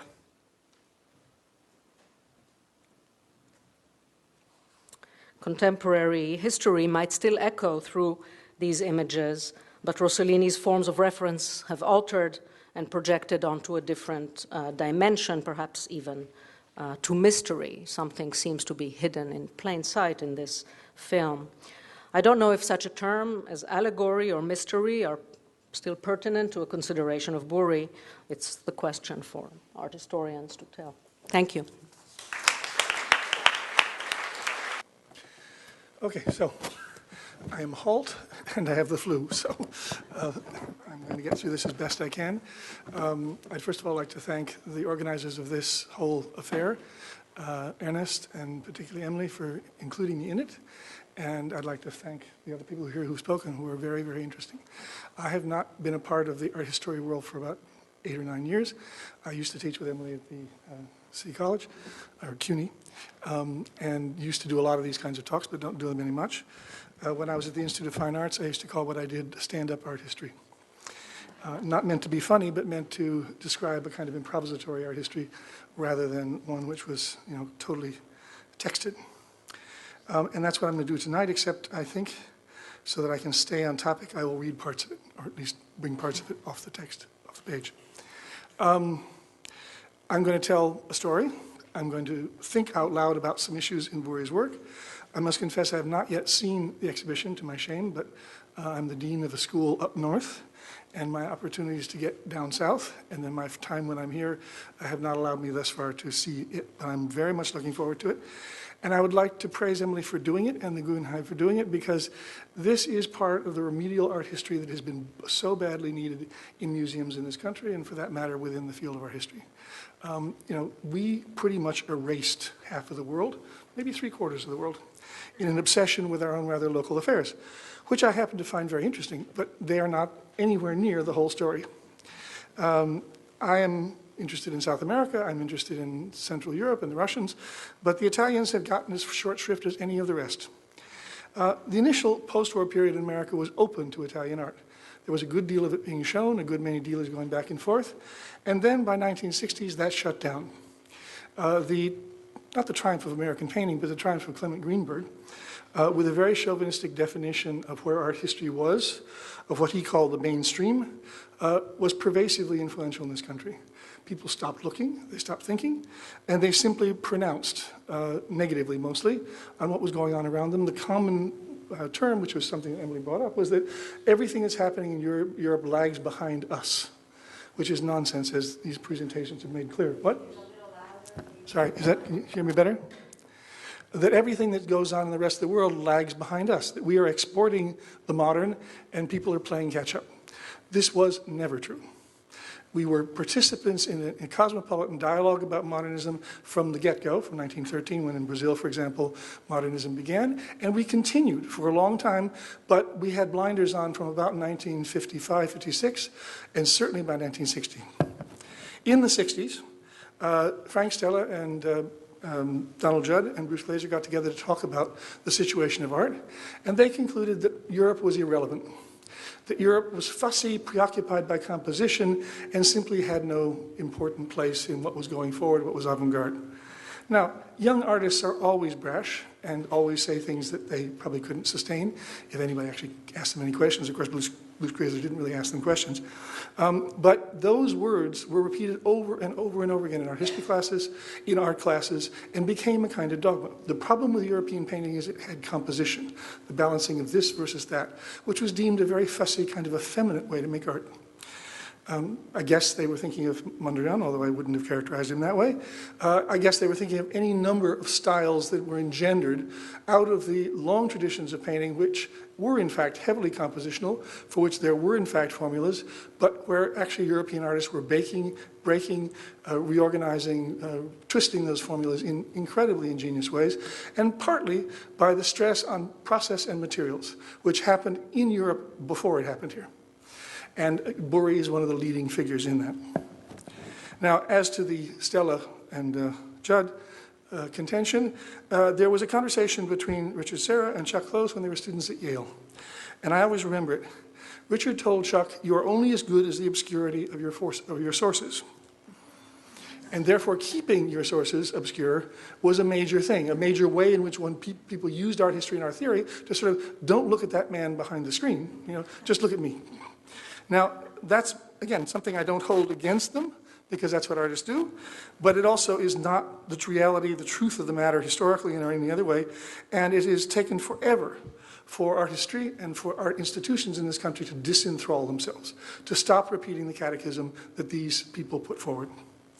Now, the business of origins, the business of influence, the anxiety of influence, which was a proposition put forward by Harold Rosenberg, who I can't be vain enough to say is my colleague, but he teaches at Yale too, is a very interesting Freudian argument about how it is that great artists learn from other great artists.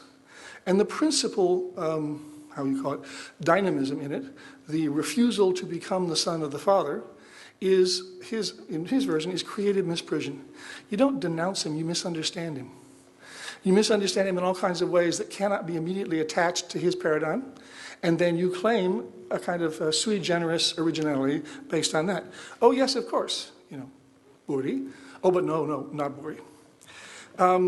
Some artists are better at coping with these things. Jasper Johns once ran into, I believe it was Sally Gans, it was a conversation with Sally and somebody else as this came up, during a show of Malevich at the Metropolitan. And Sally asked him, or whoever the other person was, maybe it was Angela, I haven't seen her moment, anyway, what he was doing at the Malevich show. They couldn't figure out what he was doing in an exhibition of an artist so distant from him. Despite the fact that in this exhibition there was a painting in which a piece of wood hung from the middle of the painting, sort of leaning out from it, hooked on by a hook, and other things were attached to it, and so it was just right there. And Jasper at least had the decency to say, I'm looking for ideas. Now it's true, he said it within the inner circle of his own world, and artists are more chary of saying that publicly, because then everybody would say, of course, Jasper Johns just comes from Malevich, which he does not, and what he means is not at all what Malevich meant. But there are many cases of how would you say, deflection, such as this. Gerhard Richter, who I'm going to talk about in a minute, is famous for this. He almost never owns up to where he got ideas, even though we know he got those ideas there. But it is not where you get your ideas, it's what you do with them. And as Felix González Torres once said, it really is not whether you got it from there, but whether you did it better. I would say not just a matter of whether you did it better, whether you did it different, sufficiently different to make it an entirely new vector of possibility within the arts. And certainly Jasper has taken things out of Malevich, or at least it would seem so, but there's nothing between the two of them, and we would be very much poorer to say, well, I don't like that work of his because it's really too much Malevich, right? Let's go back to the original. Now, other artists have had this problem, and as it happened, one of them was Jasper's partner in life and his peer in the art world, and that is Robert Rauschenberg. Now, Rauschenberg had an acute case of this, and part of it had to do with a very famous American artist, and part of it had to do with Burri. The famous American artist is Bill de Kooning, and Bill was asked by Robert Rauschenberg to give him a drawing so that he could erase it, to make a Dada gesture informed by Cage and others, and to destroy the image of the person who was then the reigning king of abstract expressionism. Now, as it happens, de Kooning was a very shrewd guy. He knew that in some ways the best way to deal with this kind of upstart behavior among the young ones is to co-opt them. The other thing was he actually had an interest in Dada, although he pushed back from it. He used to make wonderful remarks about how, we're really all on the same train. There's some people in this car, there's some people in that car, but the art history is a train and we're all there. So anyway, in response, or at least so the story goes, in response to Rauschenberg's request, Bill gave him a drawing. It was a drawing which was extremely beautifully executed, and Bill could make these wonderful sort of presentation drawings in a neoclassical style. And it was one also that was really, rubbed into the paper, inscribed into the paper. And the double point was to make Rauschenberg regret the destruction of this drawing, and also to make him harm for him to do it, because the impression of the pencil on the paper meant that he would be rubbing for a long time. Now, what Rauschenberg did not tell his friend was that he had another one already. And that the one that he destroyed probably was a better drawing, but he had a good one. He'd had it for a long time. He loved his father that much, and so he did this act of destruction, and then had his cake and ate it too, so to speak. And when I was doing the catalog for the exhibition of Rauschenberg's personal collection of the works of others, this drawing came to the fore, and we found it in a variety of shots of his studio downtown. Now, de Kooning is relevant here in a couple of ways, and I'll get back to Rauschenberg in a second. De Kooning famously said that, referring to Van Eyck, the Dutch painter, a Netherlandish painter, that flesh is the reason that oil paint was invented. And if you look at oil painting, you can see how very much better flesh can be rendered, described, its succulence, its very subtle tones and so on, than by any other medium currently in use at that time, or for that matter since. Acrylic just does not do flesh very well. And that may be the exercise in post-humanism that all painters are heading towards, but frankly, it's not very good for what is used in that case. Now, if that is the case, then when de Kooning used flesh, when he lacerated it, when he tore it apart, when he cut into the canvas, when he did all of those things, he was acting out a mortification of the flesh that has a good deal in common with Burri. Not the same language, not the neoclassical references, none of that, but they both of them, for different reasons, were trying to take painting apart, to destroy painting from inside, not in order to relish the destruction from a conceptual Dada way, but actually to wrestle with the possibility of hurting the thing you love most. Now, in that context, it's worth also saying that Mimo Rotella did a number of torn paper poster pieces where he used images from films about the war, in particular one where you see partisans lined up against the wall. And so Mimmo Rotella was engaged in the same activity that was just described, but also by way of film, because of course those were film posters. So there was a broad array of people in the late 40s and early 50s who were thinking about how violent the world had been and how best to convey that violence. Now, de Kooning was not overtly interested in portraying it. Jackson Pollock arguably was, but de Kooning was not. In any case, it doesn't matter because it's in the air, it's the ambient thing. Now back to Burri and back to Rauschenberg. As it happens, Rauschenberg owned a Burri, a little bit the way he owned de Kooning. He owned a tiny, tiny, tiny Burri, which was also in the estate. And I know from what I was told that it was given to him by Burri, who in many ways said, no, I had nothing to do with the guy, but actually he did. How much, we don't really know. But in any case, this little tiny painting is a little bit like the paintings you see in the Thorn Rooms in Chicago at the Art Institute. Miniatures painted by the artists to be put in doll's house versions of modern architecture. And it would be interesting sometime to hang an exhibition in the Thorn Rooms with some more of these things, because I remember going to a collection in, if I recall, it was in the Midwest someplace like Cincinnati, where there was a woman who had in her bathroom a whole array of paintings in very small formats painted by the real artists. So someday somebody will do that. Anyway, Burri was in this perverse situation, or difficult situation. Rauschenberg met him in 1951, met him again in 1953. They both were in the show at MoMA of the Assemblage Art show organized by Bill Seitz, and they were sort of intermixed for a very long time. And then Burri was essentially dropped, and Rauschenberg was the heroic figure. And by '64 in the Venice Biennale, he reigned supreme for all those people who were doing collage and assemblage out of these traditions that Burri had actually already contributed so much to. Now, I will simply say that Bill Rubin's fine hand is responsible for these exclusions. His very, how should you say, polemical versions of art history that are fast and loose with facts, you simply don't have any facts at all. And this was without the aid of postmodernist theory where you are told that facts don't matter. Knowable facts that Bill should have valued, he did not. And so Burri was ushered out of the conversation of contemporary art and modern art. As it happens, by the way, another date coincidence. Burri came back to Italy in 1946. Lucio Fontana came back in 1948. And Lucio Fontana had been in Italy, and he'd been in Argentina all that while. He was actually Argentine. His father lived in Argentina. And he had done a whole lot of stuff, including his own versions of very reactionary Italian art and his own versions of even more radical art than were known at that time. So there was a great deal of ferment, and there was a great deal of self-contradiction. And one of the things that people who write mainstream histories is they hate contradiction. If something is done by a person that really is two things, or two antithetical things, sounds like the Petoman.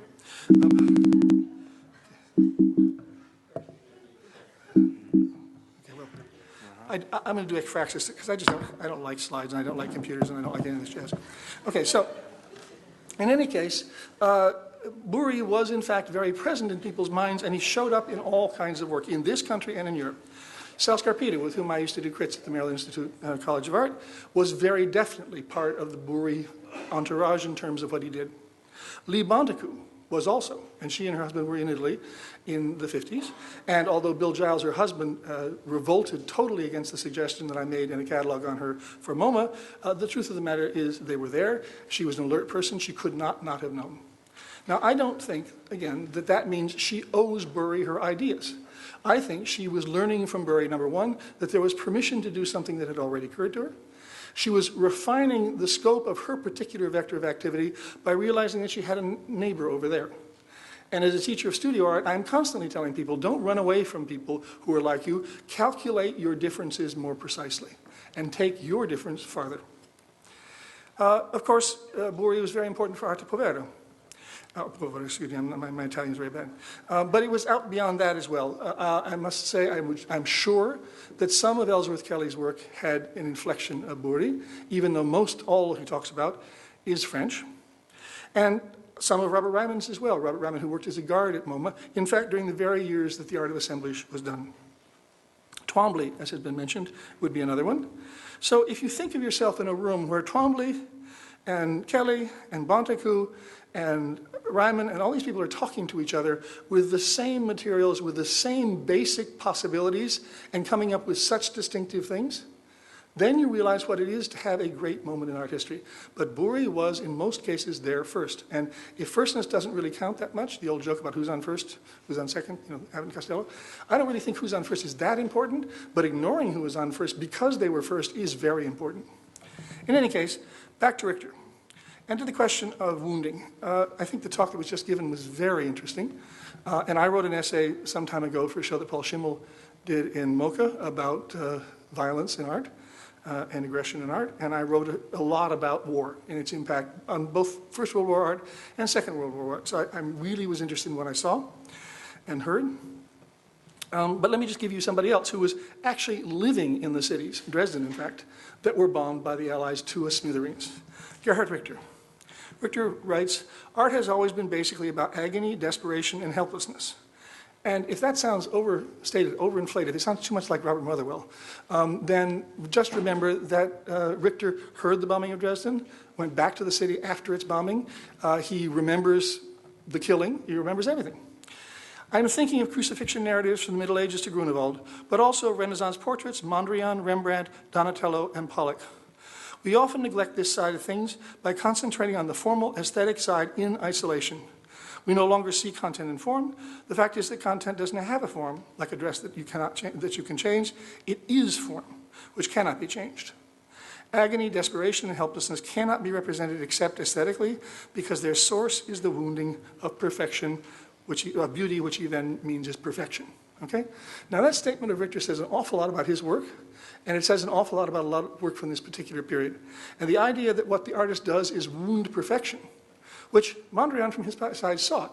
But then, of course, there's a famous quote where Mondrian said, the destructive impulse is underestimated in modern art. So even in his work, it is there. So let's just say that is a whole sort of a range of approaches by people who are stylistically totally different and where lineages of direct influence cannot easily be traced. Now, I'll end on a little anecdote. In 1993, I was in Italy at the American Academy to do a catalog essay for an exhibition that was organized there that juxtaposed Yannis Kounelis and David Hammons. And it was a very interesting exhibition, and I learned a lot from it. One of the perks that go with such things is that we decided to have lunch at the restaurant that Burri so much likes. I think it's called Castello di Sorci, the Rat's Castle. Delicious lunch. The innkeeper fed us to a fairly well in a private room. You can't, but not posh, not fancy, just like real lunch in an Italian kitchen. In any case, so we were invited to have this lunch, and David was invited along. Actually, Kounelis did not go, and I'm not quite sure why. I think maybe a little anxiety of influence might have been there too, because clearly Arte Povera was deeply influenced by Burri.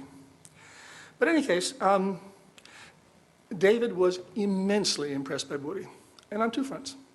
One, he really liked the art. He really got it. And I think there's a reason for it. David grew up in a hardscrabble reality. And he knew what destruction or dilapidation or the fraying of beauty really is. And I remember also a long conversation with Ilya Kabakov, who came from Russia, who knew it as well, and who loved David's work without ever having heard about him before. So in any case, Hammons and Burri hit it off totally. They went off on their own. We all went to the tobacco factory. Spent hours looking at this gigantic thing, and David came home with the idea that what he would do in Harlem would be buy a couple of shells and build his own version of that, which is the other side of Burri. Burri was a very shrewd businessman. He was a very clever self-promoter, but for the sake of the art, not for the sake of riches. He wasn't particularly interested in that, and certainly in the day I spent with him, he didn't show any side of luxury or whatever it is. Good wine, yes, good food, yes, but not the razzle-dazzle of the people nowadays. But he was shrewd, and he also knows, and like many people know, Richter knows this, if you're not shrewd, people won't value your art because they won't think you're serious. You know, the reasons that prices go up for Felix Gonzalez Torres, for Hammons, for Richter, for all kinds of people that I think are really serious artists, is that if they don't, they'll be sort of been driven down by the market that would like to sell them off. You have to bait really wealthy people to like things. Let me say a lesson learned from MoMA. Now, in any case, I think the relationship between Hammons and Burri, like that between Kabakov and Hammonds, which could be triangulated, Kabakov to Burri. Like a lot of artists now, people who come out of situations where loss, destruction, meagerness are the reality for them, or were when they were young, these people get Burri immediately, and they like him, and they think about him, and they are indebted to him. And I think this show is perfectly timed because, frankly, as an allegory, we have all too much of the destruction and the bleeding of corpse cities. Thank you.